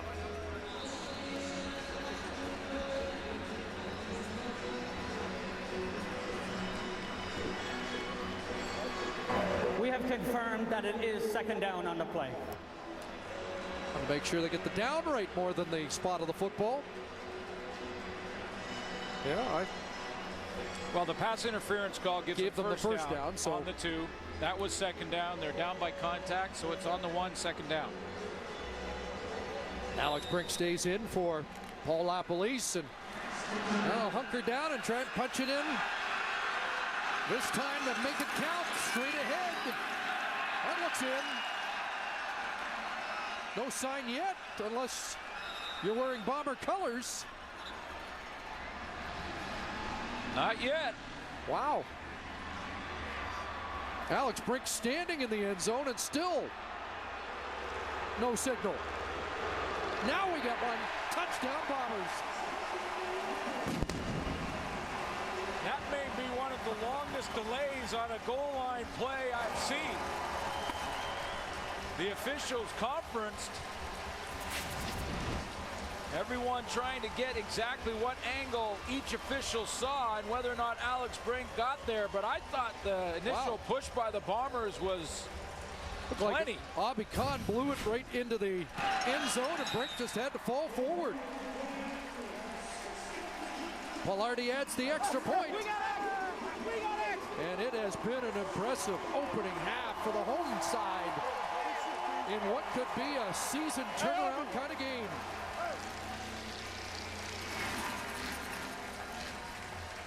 Well, there's lots of football to be played, but you're right, Chris. This Winnipeg Blue Bomber team, their intensity has not been matched by the Saskatchewan Roughriders. Here's a nice low-angle look to see if Alex Brink crossed the plane, but I thought that he was well inside that goal line. Brink, a rookie out of Washington State. And it's now 10 points off turnovers for the Bombers. Coming up, GMC Sierra live at the half. Wonder if Randorf's officially going on the 9 game. They'll talk about the intensity we have seen from the Winnipeg Blue Bombers in this opening half, and it has been a major storyline. He goes on the 9 game for a sore throat, and he's back to rookie status. Dale Hughes, one of the young men, comes up with this, and he heads north up across the 50-yard line on the final play of an opening half dominated by the Bombers, who will hear the cheers from the sold-out Canadian Stadium crowd. Live at the half is brought to you by the next generation GMC Sierra Heavy Duty. Never send a truck to do a Sierra's job. Well, a dominant first half by the Winnipeg Blue Bombers at home, up 24-1 over the Saskatchewan Roughriders. 1 point. 1 point is all Saskatchewan had. They had 55 in this game last year. Excuse me. And I will have you know that, yes, I am a little under the weather, but there was no way I was going to give the satisfaction to Glenn Suter or Dave, any of these guys. Tell them the truth, because Dave. I got a little tickle in my throat that I'm going to miss the Banjo Bowl. Tell them Ain't the truth. happening. Dave called in sick this morning. What are I you called talking him because about? I didn't want to have to host a show. That's not I true. reminded Dave that this man played in the Grey Cup with a broken collarbone. This man played with a concussion in a Grey Cup. I played through a game with a separated shoulder. He can work through a little cold. And I can. On the day of the Banjo Bowl, I certainly can. We'll see if you get through it. And my consecutive show game is intact. Almost You know lost what? it yesterday. Winnipeg, flawless, almost mistake-free. But, you know, they did make that time count violation there in the late stages of the first half. But you loved the reaction of Stephen Giles. This is now his team. And even though they make a mistake, let's see the reaction of Giles. Yeah. He just asserted himself here, you know, and I like this. You know, he's taking control of this huddle. He's telling the center, hey, listen to me. When I call for the ball, snap it. Don't care if you guys aren't set. I see everything. I'm back here. It's my job. Let me do my job. I love that intensity. And beyond that, they haven't made many mistakes. They are playing like this is a must-win. Yeah, and you hear CC and Glenn talk about it. You heard the interview it have. You know, the guys, it is intensity. That is the word of the first half for the Winnipeg Blue Bombers, and they're flying around defensively. They're playing with a sense of urgency, and this is good to see. I mean, this is a third and short situation. Odell Willis having an excellent football season, making plays happen. And then pressure here by Philip Hunt, getting the quarterback one more time, making Darian Durant over the last 3 or 4 weeks look average. And then, you know, on special teams, flying down, making it happen. To me, it's all about playing with a sense of urgency and a passion and protecting your home turf, and that's exactly what the Bombers are doing, Schultze. This is a statement game for them right now. They are so emotionally ready to play football, and it's so entertaining to watch. But on the other side, they also have great clarity in their assignments. They're mentally ready to go, because when you watch these Fred Reed runs, he really doesn't get any contact till he is to and through those different defensive fronts by the Riders. The hardest thing in playing Saskatchewan is that you're never going to see the same front play after play after play, which means you have to be crystal clear on who you're going to block first and then how you're going to block them. And the amount of study that they did from the previous game to this one has been very effective, because when your running back can get in the end zone like that and not be touched, that means you have assignment perfect football. Guys, I heard the wailing and gnashing of teeth in Saskatchewan all the way here in the studio when Darian Durant threw his 14th interception of the year. And people are trying to figure out what has happened to Darian. Why is he doing this? You know, he's playing well in other facets. I mean, look at a throw like this. Pinpoint accuracy, strong arm, all the way across the field for the first down. He does these things well. But then he turns around, he turns the ball over, and why? Well, here, it's a pump to the outside, and then he's trying to go down the field to bag. And the problem is, you've got to understand that even though you design it, here's the design of the play. You're gonna pump the out, thinking that LeVar Glover's gonna bite, and you're gonna go down the field to bag. But when you see Glover is 5 yards ahead of bag down the field, you have got to abort. You've got to abandon and go somewhere else with the football. Darian made up his mind that he was gonna pump and go deep. And when the defensive back has run the route for the receiver, throw it away. Dump it down to a back. Do something else. Don't turn the ball over. Boys, this just in from the Obvious Network. Fred Reed's having a big day. Oh, yeah. Yes. They just reports their headline on their website, The Obvious Network. Fred Reed with over 100 yards, the first 100-yard game against the Riders all season. It is all Bombers all day so far. Speak up, Dave. Headed to the second half of the Banjo Bowl, but first Sean Churchill with head coach Ken Miller of Saskatchewan. Get their heads up, stick the chest out, play each play, one play at a time, and then we'll see where we're at the end. You know, we have to treat this like we treat every game, you know, and like we treat every play. So we just have to get our heads up, focus on what we're doing, and play with great emotion and great determination every play. Thank you very much. Good luck. Thank you. Your head's up and your chest out. The message from the head coach. They did mount a big comeback 2 years ago here in the fourth quarter to win a Banjo Bowl game, but Darian Durant's team in a huge hole here. Doug Barry and Darian Durant continue to try and work together. First time, remember, Darian Durant worked with Jamie Barisi and Paul LaPolice last season. Now has a new offensive coordinator. He started out of the gate, looked real good, but the numbers have dropped off since then and weren't real good in that first half. Now, take nothing away from the Winnipeg Blue Bombers and their pass rush. It's caused problems for Durant now in back-to-back games. This is the 7th ever Banjo Bowl. Remember, Troy Westwood put some gas on the fire to get this game a different identity. They have split the first 6 games. There's an illegal kickoff, and so the Roughriders are going to get good field position to start the second half. Dominic Dorsey did not want to go and run underneath that kickoff. He lets it go out of bounds. Illegal kickoff. Winnipeg, first down on the 45. Now, it's the right decision by far to make, but Dorsey at halftime with about 7 minutes left in the break came out early to take some kickoffs and try and get some confidence back. He had real problems in the first half.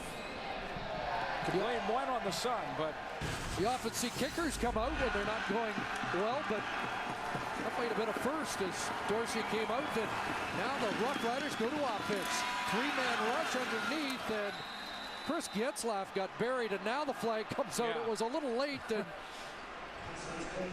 the Roughriders wondered where that penalty marker was. Yeah, Joe Lobendon, he steps into this crossing route and eliminates it. And Pass interference. Winnipeg number 58. 10-yard penalty, automatic first down. There's not much doubt here. Number 58, Joe Lobendon. Watch Getzlaff coming across the middle. He steps in and eliminates him. That, folks, is pass interference. Yes. First down at midfield. 6 receivers out.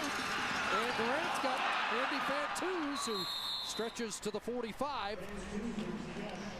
And has a first down. Sorry, Chris. Joe Lobendon there he dropped underneath that, and he took a bit of a gamble. Instead of getting his normal depth and dropping on an angle that most linebackers do like that, he tried to drop under it like this and go for the football and just missed it. Durant just puts it just over his outstretched hands.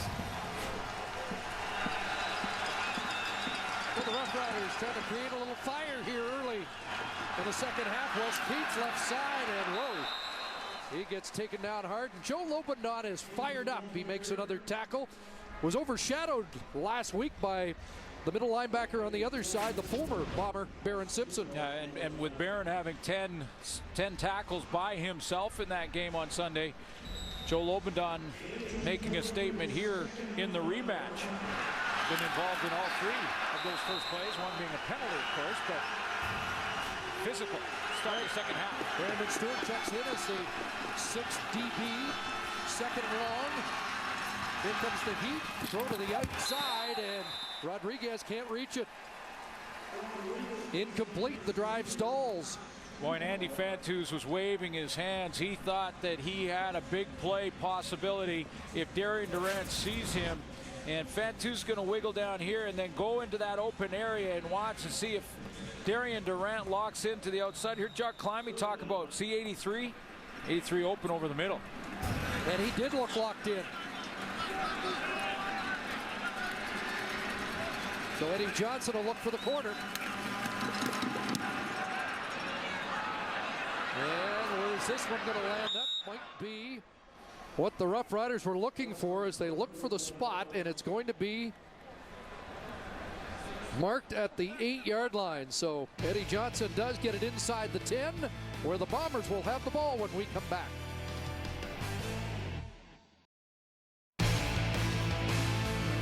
Closed captioning of the CFL on TSN is brought to you by TELUS, proud sponsor of the Canadian Football League.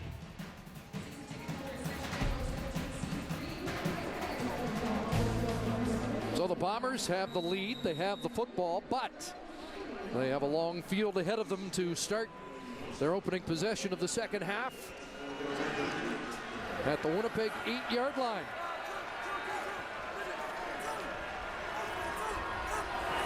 They empty it out and put it in the hands of Adarius Pullman. Second in the league in yards after the catch, and that's a big first down up to the 19. 6 for 114 and a touchdown for Bowman on Sunday.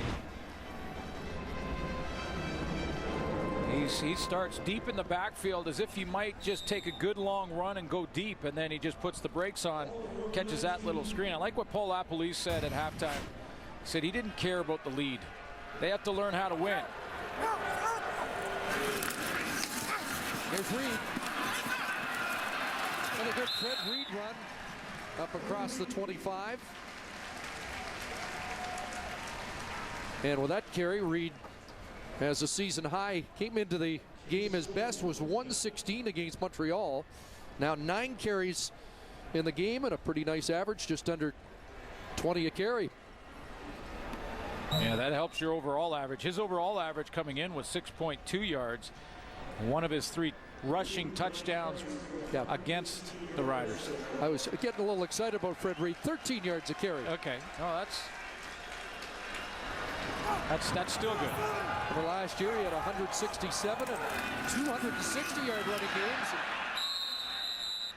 Brought down that time by Barron Simpson off the left side, and a first down for Reed. Well, I like what he did there, though, Chris. He knew the situation, second and short, and rather than, you know how he likes to sometimes make that change of direction, that cut, and try and bounce it. Well, this time he doesn't even hesitate. He just lowers his pad level and hits the hole hard.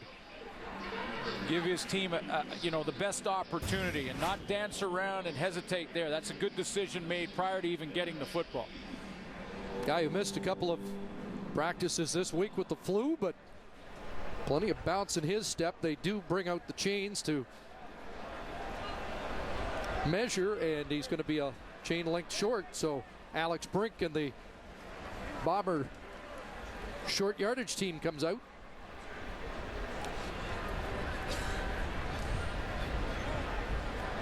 Not quite as active, Barron Simpson, as he was on Sunday. On pace for over 100 tackles as the middle linebacker for the Saskatchewan Roughriders. But, when you can get an offensive lineman down the field of 3 or 4 yards and get him locked onto a linebacker, it makes it for a long day for that linebacker. 51 tackles on the season coming into this game, and he has had to deal with guards and tackles rather than going up and just making open field tackles.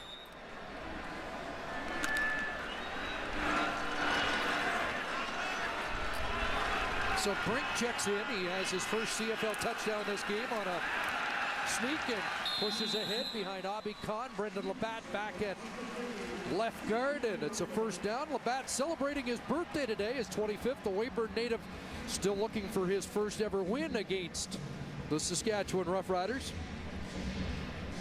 Mentioned that O-line, Chris, and they get Andre Douglas back, and that's important for a couple reasons. One, that's their starting tackle, number 59, but they also move Brendan Labatt back from tackle where he played on Sunday back into guard, more comfortable in there. Now Osterhaus lines up alongside as a tight end, and here's Edwards, another catch, and he'll get tossed down by Chris McKenzie. Labatt had to play tackle in the game on Labor Day weekend, and he was confessed going into that game that it was something that he hadn't done since high school, and that's a long time for these guys that have played hundreds of snaps at a certain position, certain technique, and then to just completely change and move to a tough one on the outside of tackles, very difficult. 2nd and 5. 6 receivers out, plenty of time, and almost picked off. Mike McCullough with the knockdown. Mike McCullough saw that first half, and he took mental notes. You can tell he gets a chance to play here, and Chris Davis was making a living of taking the football right over the middle. And McCullough is up in the line. You can see him drop out of there, but see how he doesn't turn and completely bail out. He sits on that route, and that's one that they had success with in the first half. McCullough made a note. For no kick. Dressler on the run. That'll be a 15-yard no yards as he fields it at the 49. So Roughriders going to have great field position when we come back.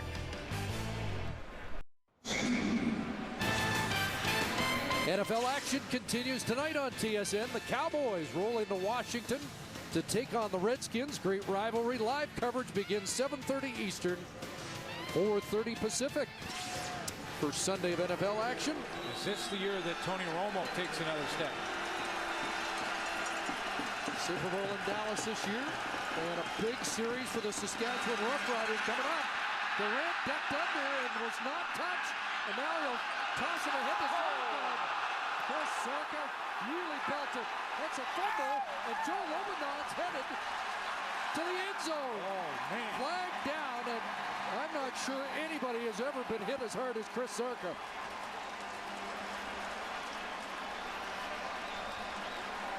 Wow. Okay. Let's see what the flag's all about. See what the flag is. Was Darian Durant down in the first place, or did he fumble and pick it up and continue with the play? And did Chris Sarka have the football and then get hit, and was it a fumble or an incomplete pass? And how long is it going to be till Sarka gets up after that? Yeah, most importantly for the Riders is the health of Chris Sarka right now. That was enormous, that hit. Philip Hunt's agitated as if this call may be against him. And was that a late hit as the fans salute Zarka? Well, the penalty may be going against the Winnipeg Blue Bombers as they try and sort this out. After Durant picked up the ball, he was tackled from behind by Odell Willis. Boy, did the Canuck truck get T-boned there, though. Oh, boy. Whoa.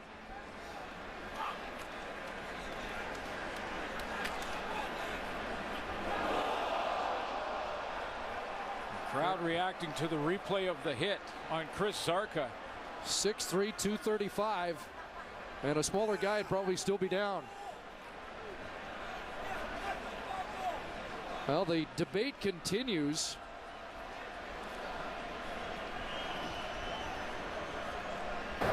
Major foul, unnecessary roughness. Winnipeg, horse collar tackle. Yeah. Unnecessary roughness. Saskatchewan. Penalties of balance at the original line of scrimmage. Repeat, first down. Well, it's a huge break for the Roughriders. Well, it really is, because Odell Willis is after the fumble. First of all, Darian Durant takes this ball. Now, he fumbles it trying to get away here, so he's not down there. He gets up and tries to run. There's the horse collar, and it is a horse collar.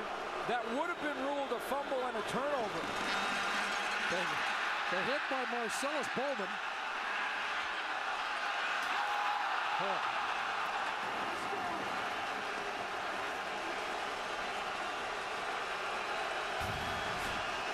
Well, you hear the reaction, but we've seen plenty of those calls in recent weeks. And a pass for Fantus incomplete with Marcellus Bowman on his back.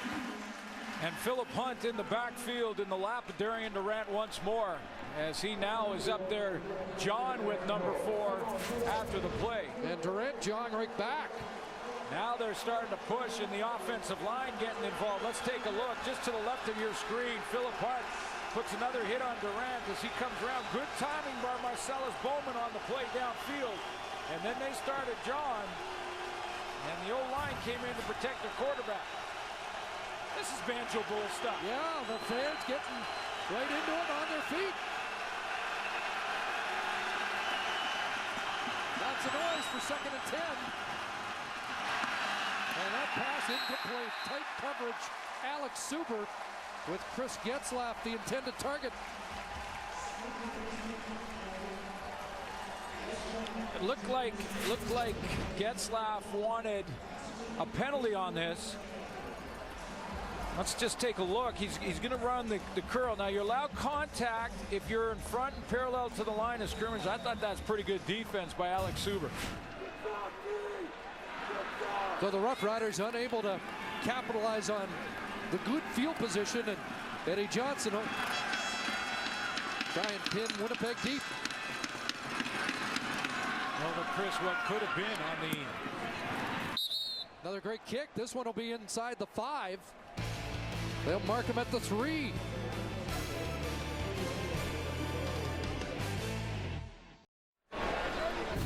Our sack tally is brought to you by Purolator, tackling hunger across Canada. Check. There's a check for the BC Lions, who a big win versus the Toronto Argonauts. 2 for Winnipeg in this game. Roughriders have not registered a sack against Stephen Giles. Even this mascot getting hit. What you mean? Well, good pressure again from that front four for the Winnipeg Blue Bombers, but Odell Willis with another penalty. So the Bombers start at their 3. Stephen Giles, quarterback draw. Nothing inside, trying to get outside, and he's forced out by Daniel Francis. Maybe 1 for Giles.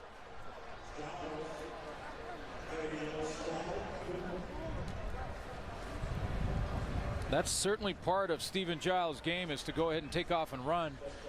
And a good call down in that area of the field, although the Bombers certainly can't afford to lose Giles to injury with Buck Pierce out. 3 carries, 11 yards for Giles. Looking at 2nd and 9.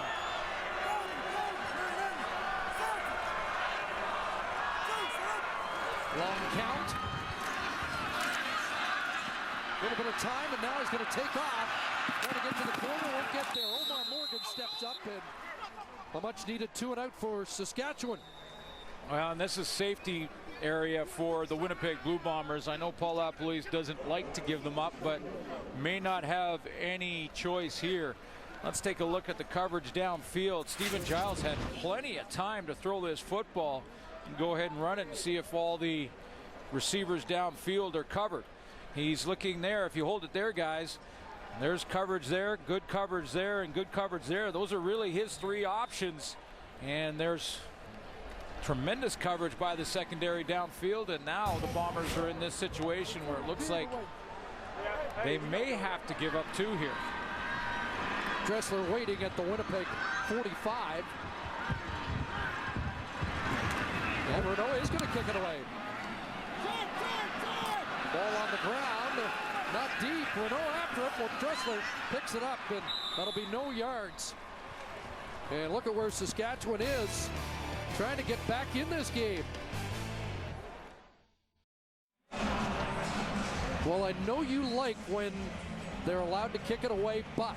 Yeah, I'm an advocate of kicking it from your own goal line, but I think this is a mistake by Paul LaPolice. I really do. I mean, they're into the wind, and Mike Renault is 5 yards deep in his own end zone. You can see the field position. The Riders right now automatically, without moving an inch, can kick a field goal from there. I think he should have given up 2 there for sure. Turned out to be a 17-yard exchange after the no yards against Alex Suber. First down 23. Durant, quarterback option to Cates.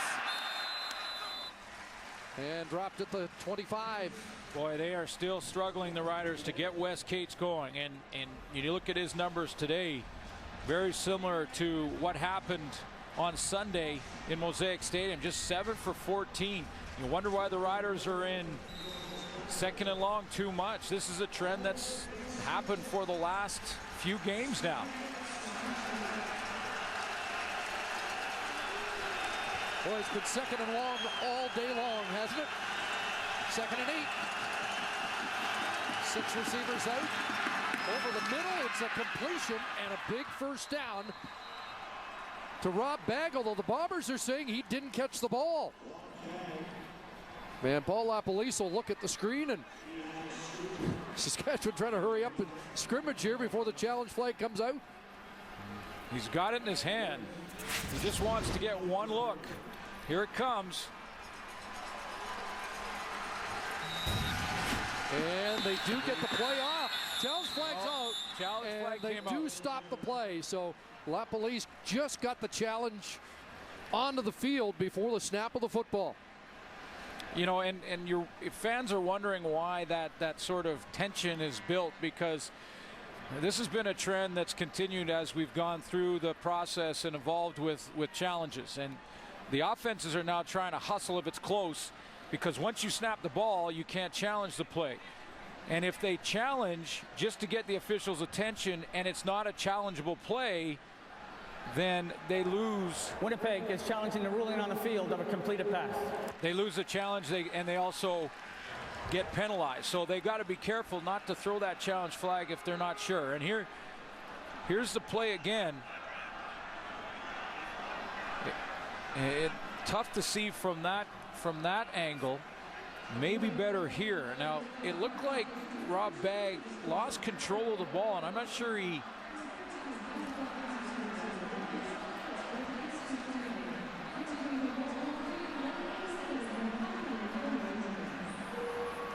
Alex Suber, the defender. You know, and I just wonder if Chris, if that's the look we're working with, I just wonder if that's enough to overturn it. The Bomber defenders were emphatic. The only reason I know that they were and why the Bomber DBs were jumping up and down is because the ball was kind of moving around loose in Rob Bagg's hands. Didn't take much time. It's going to be an interesting decision because if it's not a catch, it's third down, and does Saskatchewan have to go for it? 3rd and 8. After review, Winnipeg's challenge has been upheld. It is an incomplete forward pass. It will be second down at the 25.5 yard line. Oh, wait a minute. Is it second down? And they get the Cates run for 2? Yeah.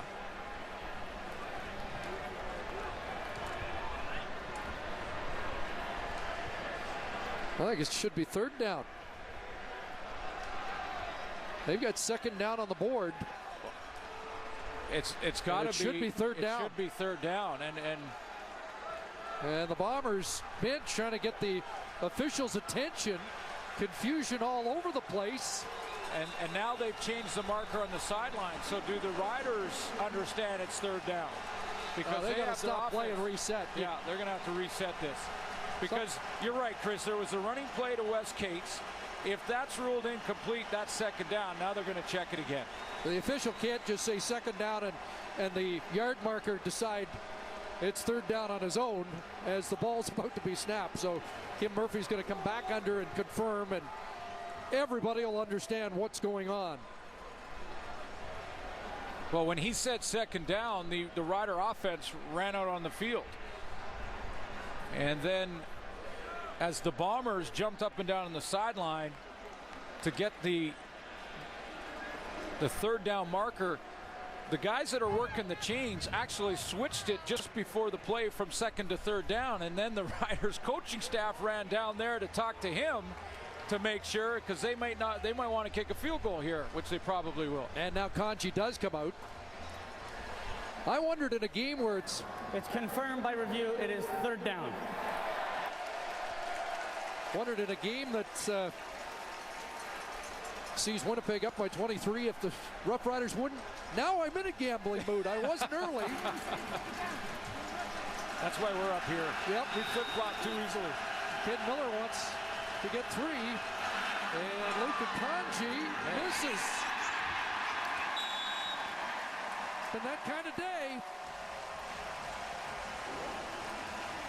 And it's 24-2.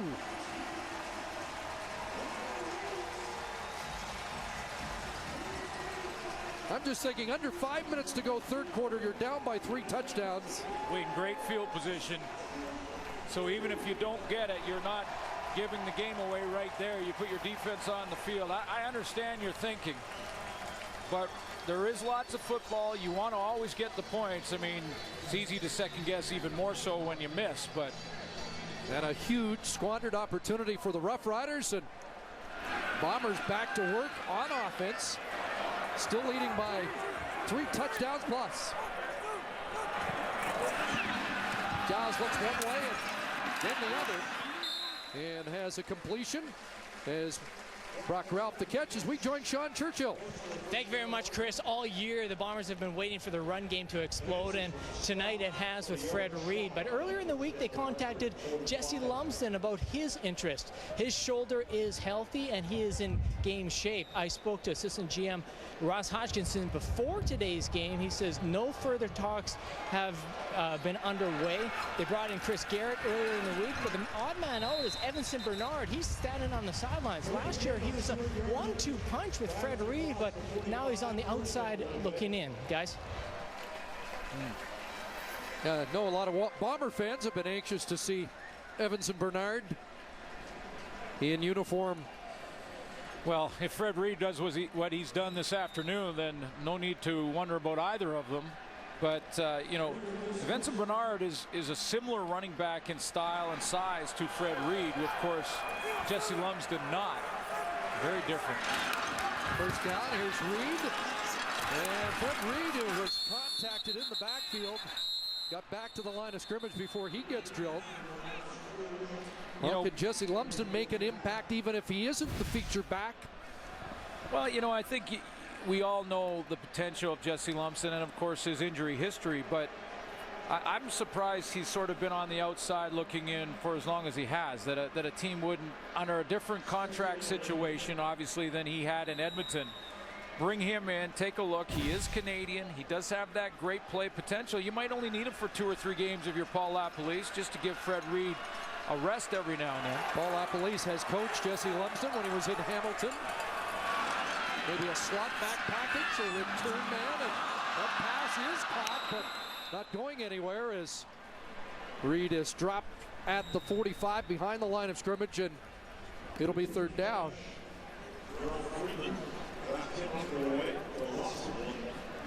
So, you know, I think this might be a good move for the Bombers to bring in Jesse Lumsden, use him as a backup, almost tailback, or in different situations. He is Canadian. That helps you with your ratio at times. And you're not building your offense around him. It's a different role for Jesse Lumsden than he had when he signed with the Edmonton Eskimos.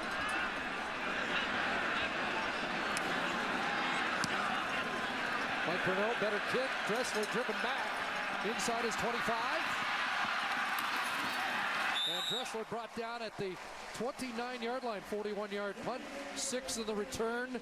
Darian Durant talked to us earlier today about this offense being a work in progress. I just think it's a work in progress. You know, it's my first year working with Coach Barry, his first year working with the receivers, Wes. You know, all the different things that you need to be familiar with, he's still learning. So I think he's doing a great job of adjusting and adapting to situations during the game, and it's only going to get better. Well, Rough Rider fans saying it's got to get better because this offense has clearly been in a lull for 2 or 3 weeks with a little gust of offense in the 4th quarter last week, but yeah. You know, coming in, you look at Darian Durant's passing yardage, and he was leading the league coming in this weekend, on pace for over 5,000. You know, Ken Austin's the only other guy to do that for the Riders. But the turnover issues, interceptions, and his completion percentage had dropped for 2-3 weeks in a row. Better last week, better on Sunday, but clearly not sort of as explosive as it was when they got to the Grey Cup championship a year ago. And they have to get to know each other between Doug Barry and Darian Durant. Remember, Paul LaPolice, as we mentioned earlier, his offensive coordinator last year.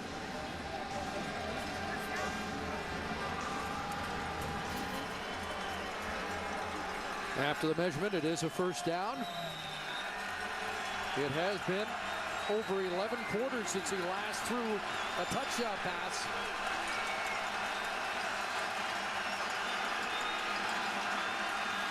Here comes the rush, quickly away, Dressler. And he's brought down at the 50. That's a 1st down. Ian Logan, the Bombers' safety, with the tackle. Well, I know it all ties in together, but the other side of this this issue for the offense for the Saskatchewan Roughriders has been their protection, and that Durant over the last 3-4 weeks, especially the last 2 against this Bomber front 4, have struggled up front a little bit. And Gene Mikowski said they had us guessing last week. They thought seeing them for the second time in as many weeks would help smooth things out, but here they come again. Dorian Smith, the finishing touches, back at the 40. Great swim move by Philip Hunt. He got there in a hurry, and I think he's the guy who flushed Darian Durant right to Dorian Smith. But watch the pressure. You can almost a race in a defensive line meeting at number 4. Odell Willis also in the backfield in a hurry. Third sack of this game for the Bombers, who had 3 on Labor Day. But constant pressure now, 2nd and 20, and the screen Cates. And he's cut down after a gain of 5. Javon Johnson on the final play of the 3rd quarter, and the Bombers are still in charge. 3rd quarter numbers brought to you by Tim Hortons, proud sponsor of the CFL. Well, the Winnipeg Blue Bombers, when I look at the numbers, managing the game well. Stephen Giles with 0 turnovers, no interceptions for him. And then when you look at the Rider column, at 28 yards of rushing just jumps out to me. They've been in second along a ton. Wes Cates just can't get any traction, and that defensive line now for the Bombers can just pin their ears back and go. Well, it's been a frustrating day, I'm sure, for Saskatchewan fans, and here they are in the 3rd quarter. They had the wind, they had field position, and they got 1 point. Yeah, and you wonder if should Ken Miller maybe have gambled in a 3rd and 8 situation after it took a while to find out exactly what down we were in and get it to 3rd down. But you know, you want to chip away, and then when you miss a field goal in that situation, obviously sort of adds to the second guessing. But Eddie Johnson punting into the wind. Javon Johnson at the 26. And he'll get bumped out around the 35. Big afternoon for Bomber running back Fred Reed. Over 100 yards in the first half, and he's getting 12 yards a carry. Tremendous blocking up front. You know, Fred Reed throughout this season has been kind of hit and miss. He's had games where he's had averages of over 10. He's had averages of 7.5, 8.3, 8.2 in games, and then games where it drops right off the board. That's a big difference. Big to Reed this time, and Darius Bowman the catch. They're going to mark him out at the 45, which will be just short of the 1st down. You're right, though. Giles has just managed things, not made any mistakes. I mentioned earlier that he hadn't thrown in his starts and in his playing time, he hadn't thrown an interception in 5 games, which was 112 attempts passing coming in. He's sitting right now at a completion percentage of 80%. Not big yards, but you know, this is the wind is something we haven't talked about in this game, and you have to manage that as well. Tougher to throw the ball deep. Brink in, short yardage, plowing ahead, and should have it. Stephen Giles, Chris, as you've heard as well, has a great deep ball and a good strong arm. But you know, the game plan clearly for Paul LaPolice was a quick passing game. A lot of hitch screens, seen of Darius Bowman. They are good in the yak yard categories. And then a tremendous amount of Fred Reed in the running game. So, you know, I love the game plan. And it allows a younger quarterback in experience in Stephen Giles get confidence with high percentage throws. And Stephen Giles loves the way his defense is playing too. Yeah. 1st and 10. 4-man Rider rush and a nice pocket for Giles to toss underneath, and Fred Reed will work his way to midfield. Now we've also shown how Darian Durant has been on the run for most of this game and was on Sunday as well, even though the Riders won. Now let's show you the difference with the time that Stephen Giles has. Now it's slowed down a little bit, but nobody in his face, lots of time to throw, standing upright, great throwing lane, four-man pressure, but they're just not there. So that protection up front,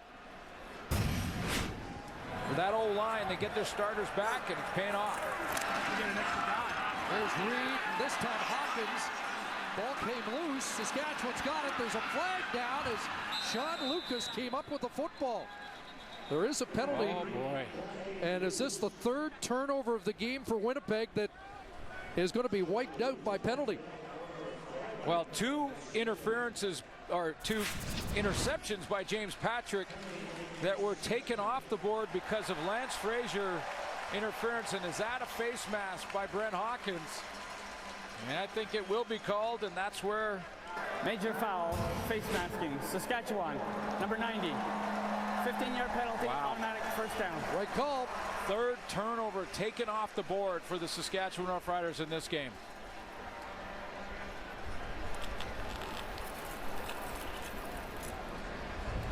And now the ball down to the Saskatchewan 40-yard line. That's just unlucky for Brent Hawkins, who made such a great, quick decision to go ahead and let Stephen Giles go and go after Fred Reed. Had him in the backfield, created a fumble, but just had his hands on the face mask. Bombers have had 21 running plays, 21 pass plays. And Giles a quick hitter over the middle. And there's Chris Davis, and Davis gets away. And down to the 5, to the pylon, touchdown.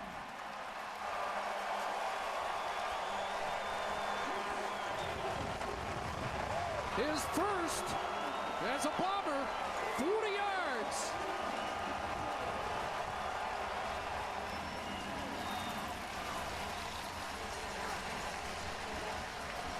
They've been working the middle with the linebackers for the Riders up into the line of scrimmage.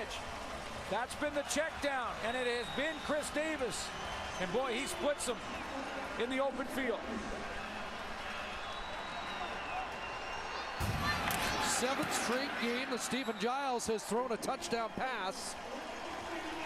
And the Bombers playing a tune on the Roughriders here in the Banjo Bowl. The CFL on TSN is brought to you in part by the 2011 GMC Sierra Heavy Duty. Never send a truck to do a Sierra's job. Happy birthday to my mom out there. I love you. There's a birthday present. 40-yard touchdown pass from Giles to Chris Davis. Dominic Dorsey back at his 6. And up across the 25-yard line. Gotta love this game plan from Paul LaPolice, because he knows that the Saskatchewan Roughriders on defense love to do this. They love to show. They put 3 linebackers up in the line. There's 7 total. So where do they want to attack? Right in behind that, right where the linebackers have left. It's a quick game, so they can't get there to the quarterback, and it gives your guys some room in the open field if you're Chris Davis. And down at the other end, a bad angle here by Chris McKenzie. He cuts under to the back shoulder instead of upfield with his head on the right side. And Davis makes him pay for that.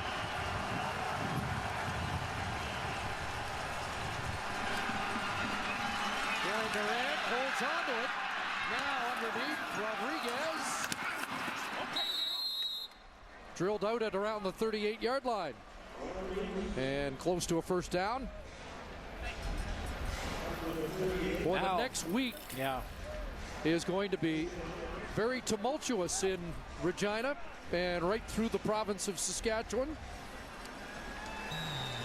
If it wasn't the Banjo Bowl, I would have suggested they were looking ahead to Calgary, but that can't be in the equation, can it? No. Drop bag and catch. And bag taken down at the 42-yard line. Calgary next up at Mosaic on Friday. And the Toronto Argonauts take note. These Bombers are going to be contending for a playoff spot in the East. based on what we've seen here today. They're next up. Next Sunday in Toronto, Winnipeg will play the Argonauts. Well, certainly momentum for the Bombers here. I mean, you know, they know that they've had a good football team, better than their record, a better team than 2-7.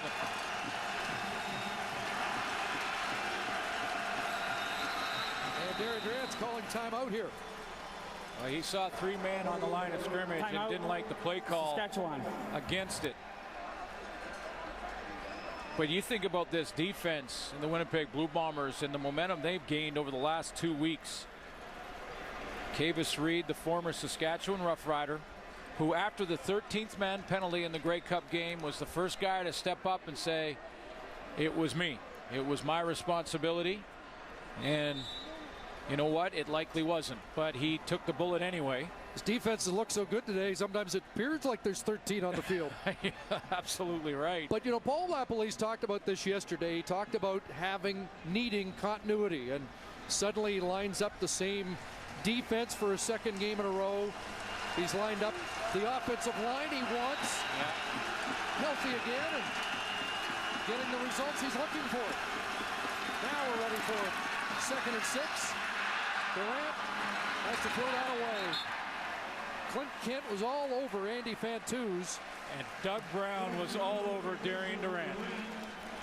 So almost impossible for number 4 to be able to have any accuracy on the throw. Sometimes, you know, your quarterback can get it out of there, but can you be accurate when you're falling away, bracing yourself for the hit from Big Doug Brown at 290? Doug Brown, who said last year's Banjo Bowl one of the toughest defeats that he's ever had to absorb.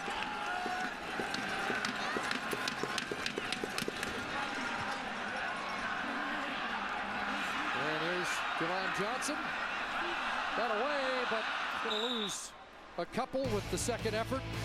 It'll be Bomber football with a big lead when we come back.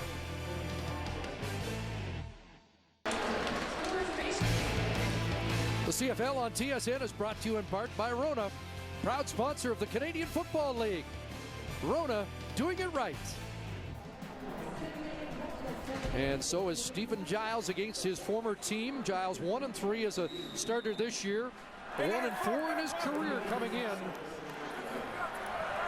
This will be the sweetest win of his CFL career against his old team. There's Baron Simpson stepping in there.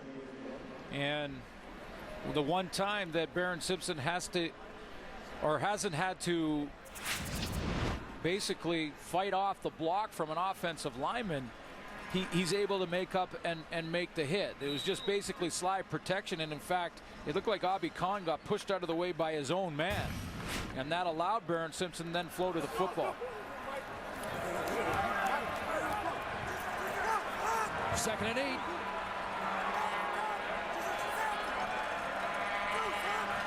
Five receivers out. And underneath, Hargraves doesn't hold on to the football. Sean Lucas there defensively. And it'll be 3rd down. That time they were showing it was 2nd and long, so the Riders knew that Stephen Giles is going to have to throw. He's been using the quick game, the crossers, the quick crossers. Baron Simpson's going to come up into the line of scrimmage to the left of the formation. Giles thinks because of that he might have an open crosser here in Hargraves, but Sean Lucas had dropped back and was in pretty good position.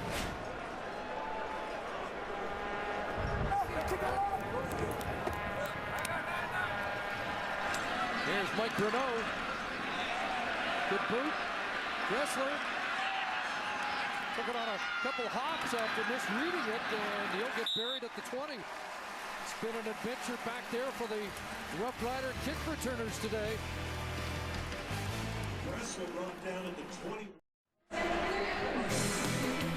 Well, TSN's coverage of the U.S. Open concludes today. Live coverage of the men's final. Rafael Nadal, Novak Djokovic coming up, beginning immediately following this broadcast. Kim Clijsters winning the women's final last night.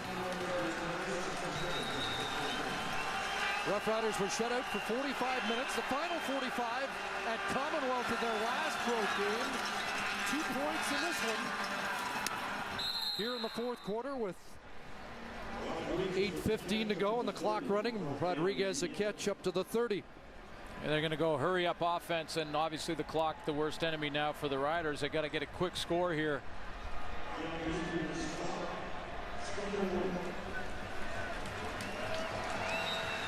Roughriders 1-3 on the road coming into this game. Flag down as that may have been a high tackle. That may have been a face mask or high tackle across the face mask of Wes Cates. Major foul, face mask. Winnipeg, number 97.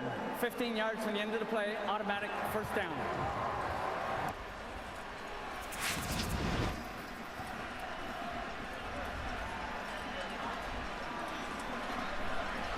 Oh, yeah. I thought it was right on the tackle, but Doug Brown actually reached back, and that's all he could get. Yeah, that's 15. First down up to the 51. Second read, now to the third, and finally throws it away. As the frustration continues, and so does the heat on the quarterback. Yeah, there was a couple back there in the backfield. Darren Durant was trying to hold them off. Odell Willis was one of them who steps up, working on Gene Makowski's. He's got some help from Wes Cates. That's a good match there. Now, as Durant gets flushed, he gets hit again from behind.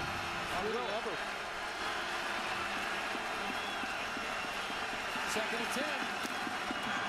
McLeod on the rush over the middle. Van Toos has another second down conversion catch. His third of the game in front of Alex Suber. Odell Willis again. He's working on Makowski one more time. Spin move there. Now, Darren Durant does throw the ball. They do move the chains, but this has been the whole night, or the whole afternoon, I should say, for Durant. Watch this spin move here as Odell Willis. Nice spin, and boom, another hit. Willis may have got away with one there on the low hit. On a roll this time. Bob Hunt was there, and that hurries the throw once again. Incomplete. Well, it's going to be secondary contain man Marcellus Bowman this time, who, as Durant gets on the roll, as Doug Barry tries to get him away from some of that pressure, he's going to roll this way. Secondary contain comes from the linebacking core in number 38. So full roll for Darren Durant. He's got to run outside of Philip Hunt and gets a hit by 3-8.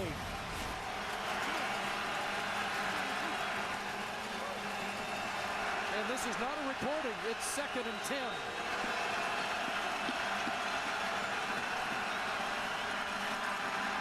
Time.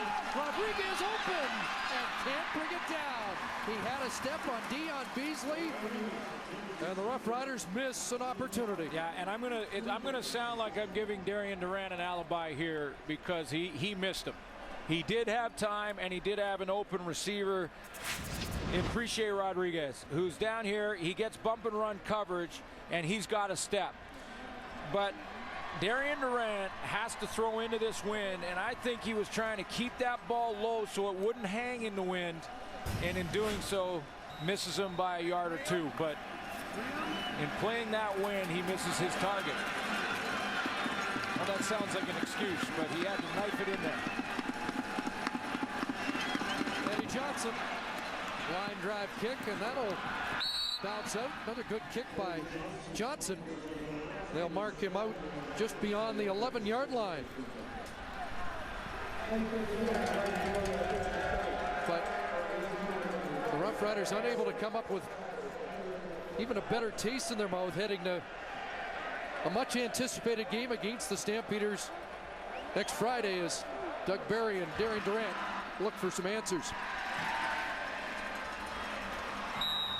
Yeah, and his pace for the season takes a real hit. I mean, low numbers again this afternoon. I mentioned coming into the game, he was on pace for 5,518 yards. Ken Austin in 92 had a 6,000-yard season. At 93, 5,700.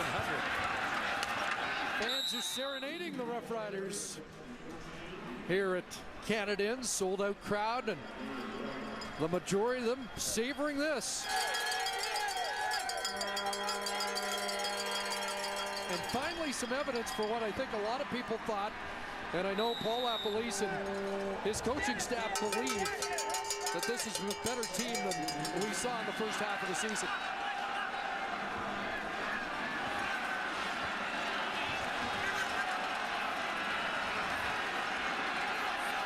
Second and 9.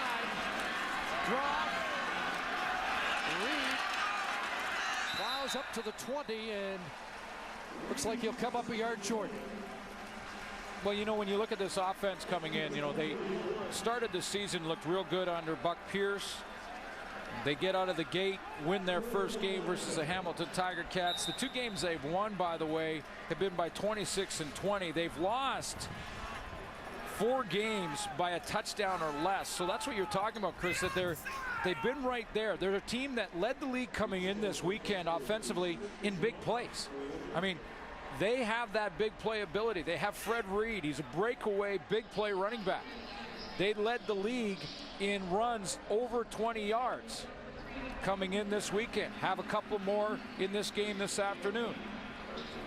They also get TJ Harris back in the lineup very soon. I mean, look at the totals in the big play department. That leads the league. Now, does this surprise you? They're going for it. I mean, it's a 29-point lead, but they're at their 21. It's third and just under a yard. Now it's Brink and the short yardage team are in. And Brink should have it. I think because it was as short as it was. If it's a yard, there is no way Paul LaPolice gambles there. He did have Mike Renaud and the punt team out, but when they measured, he said, nope, we're going for it. Baron Simpson went over the top there, and because he had left his feet, there was no way he could get any push or leverage, and Alex Brink pushes forward. But you're looking at 7-8 inches, you're going ahead and going for it. Especially the way that offensive line has played today. The best game of the season for the Bomber offensive line.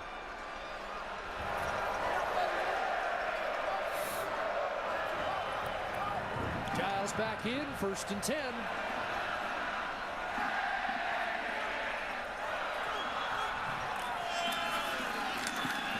Fred Reed. Baron Simpson there. Reed said he wanted some redemption after last week when Simpson shut him down, and he has got it here today. Aaron Hargreaves has quietly blocked very well in this run game and haven't get a chance to really show him too often. He's going to come in from the right. Right there is Hawkins. Look at number 15. Now you're just going to take him here, and he's going to work him down underneath, work him down, and allow Fred Reed a cutback to go and bounce on the edge there. A few blocks like that in a backup roll. Reed at 135 yards, just under 9 yards a carry. Sets up at the wideout position, quarterback draw. And here's Stephen Giles. Dragged down by Sean Lucas. With Buck Pierce on the sidelines, this might not be the best call, but it's productive again. Everything working out for the Bombers. You take a look at the running backs, Fred Reed and Wes Cates. I think that difference alone, you take that number and that number alone, big reason that the score is what it is. Because the quarterback numbers, at least passing yards, were similar, but the results much different. Wes Cates was 7 for 15 last week, 7 for 14 here. Under 3 minutes to play, and Bombers work the clock and work the ground game. And Fred Reed's got another first down run. Enjoying his best game since the 260-yard performance against BC last year. He had 167 against Calgary, and Fred Reed is in high gear this afternoon. Yeah, and you know, sometimes when you're facing a defense that moves around a lot and shows you a lot of different looks up front, will gamble with a lot of show blitz, sometimes the best way to attack that offensively is just to go ahead and run straight at it. And that's what the Winnipeg Blue Bombers did this afternoon. They took Fred Reed and they ran him straight at that defense that moves around a lot, shows a lot of blitz, and they caught him. First running back with a 100-yard game against Saskatchewan this year. This time, no hole was open. Yeah, they rank coming in the middle of the pack against the run, this defense, you know, over 100 yards a game. But there were teams that, for one, were behind and got away from the run, but also teams that were trying to pass and throw the ball into intermediate and long routes against the defense that's stunting and moving around. Well, if you just attack it sometimes at the line of scrimmage, go ahead and just run at it. And that's your best result. Winnipeg may be onto something. Reed to the sidelines. Darrell Stevenson now in. He'll take the ball and gets stuffed immediately. Stevenson, the former Windsor Lancer, the all-time CIS leading rusher. And it'll be third down, but under 2 minutes left. 2 years ago, there was a dramatic fourth quarter comeback by the Roughriders, but no threat of that happening here today. Well, and I know that Ken Miller will look back and he'll say, we had 3 turnovers, 3 game-changing, possible game-changing plays that were taken back because of penalty. 2 James Patrick interceptions taken off the board. One was a good call on Lance Frazier, one not so much. Doesn't matter. They were both penalties that took interceptions off the board. There was one other in the game. Dorsey fields this and is brought down, and Alex Suber, what a terror he's been as the arrow on. Well, that was the other issue. Sorry, Chris, for the Riders. And Suber is going to go down and make tackles. But let's not forget about the first half on Dominic Dorsey and his challenges.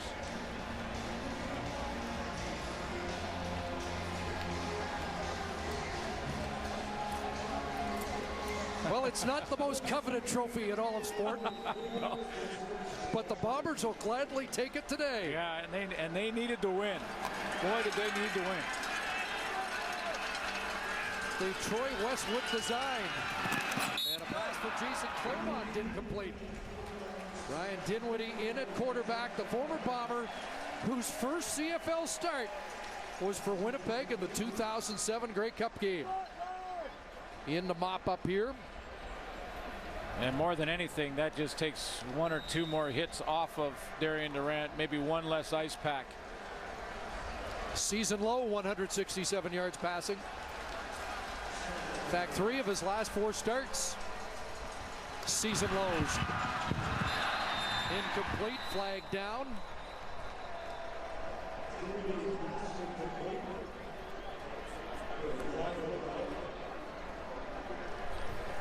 There's going to be a lot of questions this week in Saskatchewan, as Ken Miller's team will fall to 6-4, 1-4 on the road.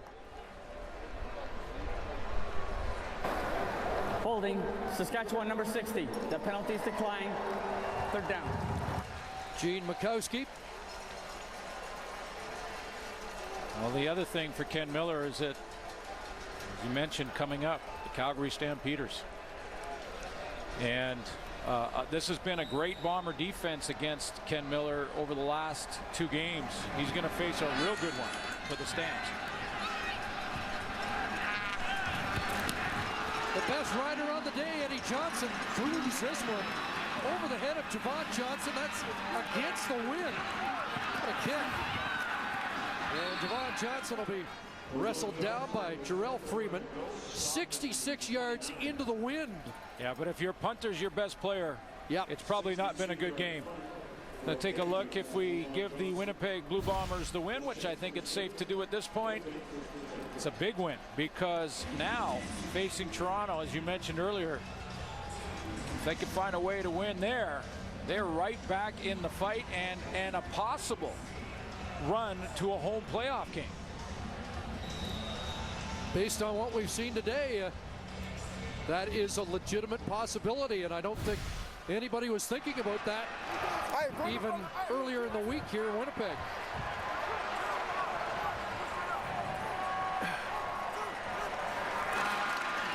There's Stevenson, straight ahead.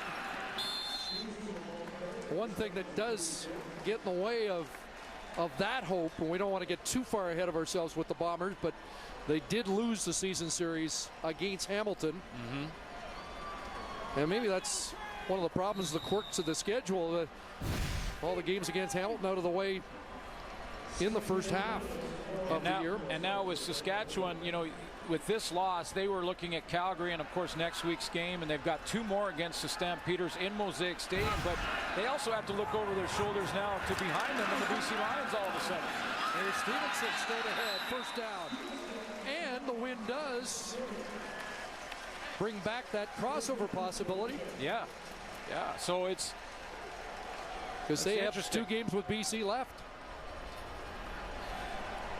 So there's different ways for Winnipeg to claim a playoff berth, and that was never a concern really in Saskatchewan, but there are legitimate concerns for the Roughriders after today. Going to run out the clock here on what has been an impressive bounce-back performance by the Winnipeg Blue Bombers.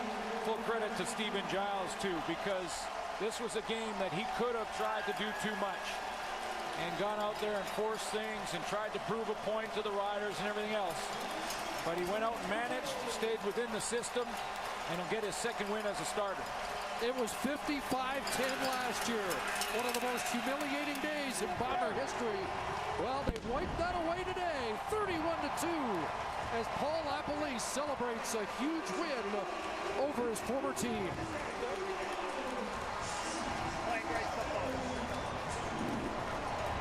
Ken Miller's team falls to 6-4. Very well done. You did a great job. You did a great job. Well, a classy message from the losing coach to the winner is Darian Durant. And the Riders will go home. Final score 31-2 Winnipeg as we head back to the panel.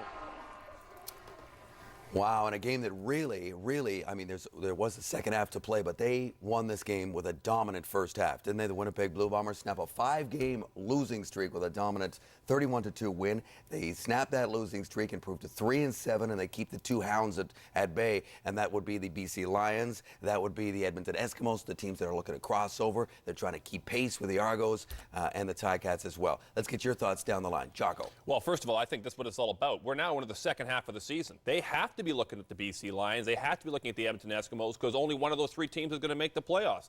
BC Lions, well, they pulled off a pretty good victory against the Argos. So you got to be thinking, okay, they're looking better. How are we doing? I think the Bombers were dominant, as you said. I think they were flying around and intense. They've obviously lost some games that they probably should have won. And last week against Saskatchewan, they shot themselves in the foot continuously. The key here was in the first half, they didn't do that. They took care of the football. They didn't self-destruct. They didn't take stupid penalties. And as a result, they gave their talent a chance to shine. And we saw that. We saw some talent. This is a talented football team. This is a team that could be 500 quite easily. Yeah, and Jock, I don't agree with the fact that they're looking at the BC Lions and looking at anybody else other than themselves. I don't think Paul LaPolice is going to let this football team look at anybody else but themselves. And they're taking a hard look at themselves. They took a hard look at themselves and said, hey, we got to take care of the football. That's exactly what they did. They topsy-turvied it and made Saskatchewan turn the ball over, and they took advantage of their poor penalties. To me, it's a matter of just going out there and playing within yourself and playing with a sense of urgency. Every game now for the Winnipeg Blue Bombers, in order to get into the playoffs and assure themselves a spot, is a game that is a must-win for them, in my opinion. They've got to go out there and play like it's last, and that's exactly what they've been doing, Schultz. Well, I think their defensive line, once again, had an outstanding game. Credit to Richard Harris as a defensive line coach because he's got them going. But here's a quick abstract point. This was an early start. And a road team, sometimes when they go on the road and it's early start, they don't show up. Saskatchewan didn't show up. Chris Schultz, let's take you back to Canada Stadium right now live because standing by, we have one of the stars of the game, running back Fred Reed with 148 yards rushing. Fred, this was a dominant performance by your team, especially in the first half. What was said? What was the message this week to get the job done today in the Banjo Bowl? Just to start quick. We know we need to start quick. We haven't been doing a good job at that. We did a good job at it today, and that's something we need to keep going the rest of the season. Just come out quick and execute. And we've been doing some things in practice that we haven't been doing so good, and in the show today, we're just getting better every week. Fred, Jock Climby here. You were flying around. You had an outstanding game. I'm wondering if there's anything you saw in the Saskatchewan Roughriders defense that led you to believe that you would have this type of game coming in. Oh yeah, a lot of gaps, man. I know I can gash them. I just need a little crease, man. I know once I get past the line of scrimmage, I know I can break loose. But they came hard. They played a good game. The offensive line, they're gelling together. They're getting better every week, and that's something we need to keep improving on the run game. And I'm gonna get better. But Barron Simpson, he played a good game last week. He did his best to stop me, and I wanted revenge this week. And I came out and ran hard, and we came out with a victory. Fred, Matt Dunnigan, congratulations on tremendous effort today. I got to ask you, Thanks, Matt. you know, you've got Stephen Giles as your quarterback the rest of the season. How is he different than having Buck Pierce as your leader? Giles been in his offensive system for the past like 3 or 4 years. He know what he's doing. He's confident right now. He's reading the defense pretty good. You can tell his swagger and his confidence in the huddle. He's just confident right now. He's moving. He know where he want to go with the ball. He's not forcing anything, and that's what we need. I believe Giles he can take us down the line and finish the rest of the season off strong. Hey, Freddie, Chris Schultz here. Congratulations. Your offensive line, when you look at that film, had a great game creating seams. But I'm curious, Coach LaPolice, did he change any of the running game approach from last week to this week in terms of play calling? No, he didn't change anything. Just some things last week. We didn't block up really well. We corrected it this week in practice, and the offensive line, they came out and did a great job at it this week. And I was able to find some seams and hit it and sometimes make something happen on my own, because that's something you got to do in this league, make some things happen on your own. Everything ain't going to be perfect and there all the time, and you just got to make the best of it. Fred, thank you very much for your time. Appreciate it. All right, thank you. That is the guy that rushed for 1,371 yards last year, second in the league. Yeah. We finally see a huge effort out of him. His best of the year, 148 yards. He had 100 yards at the half for fun. The first time anybody has rushed for 100 yards against Saskatchewan all season long. If you're looking for the tennis, we are going to be taking you to the men's final very, very shortly. We'll be back to wrap things up right after this break. It's all Bombers in the Banjo Bowl, 31-2.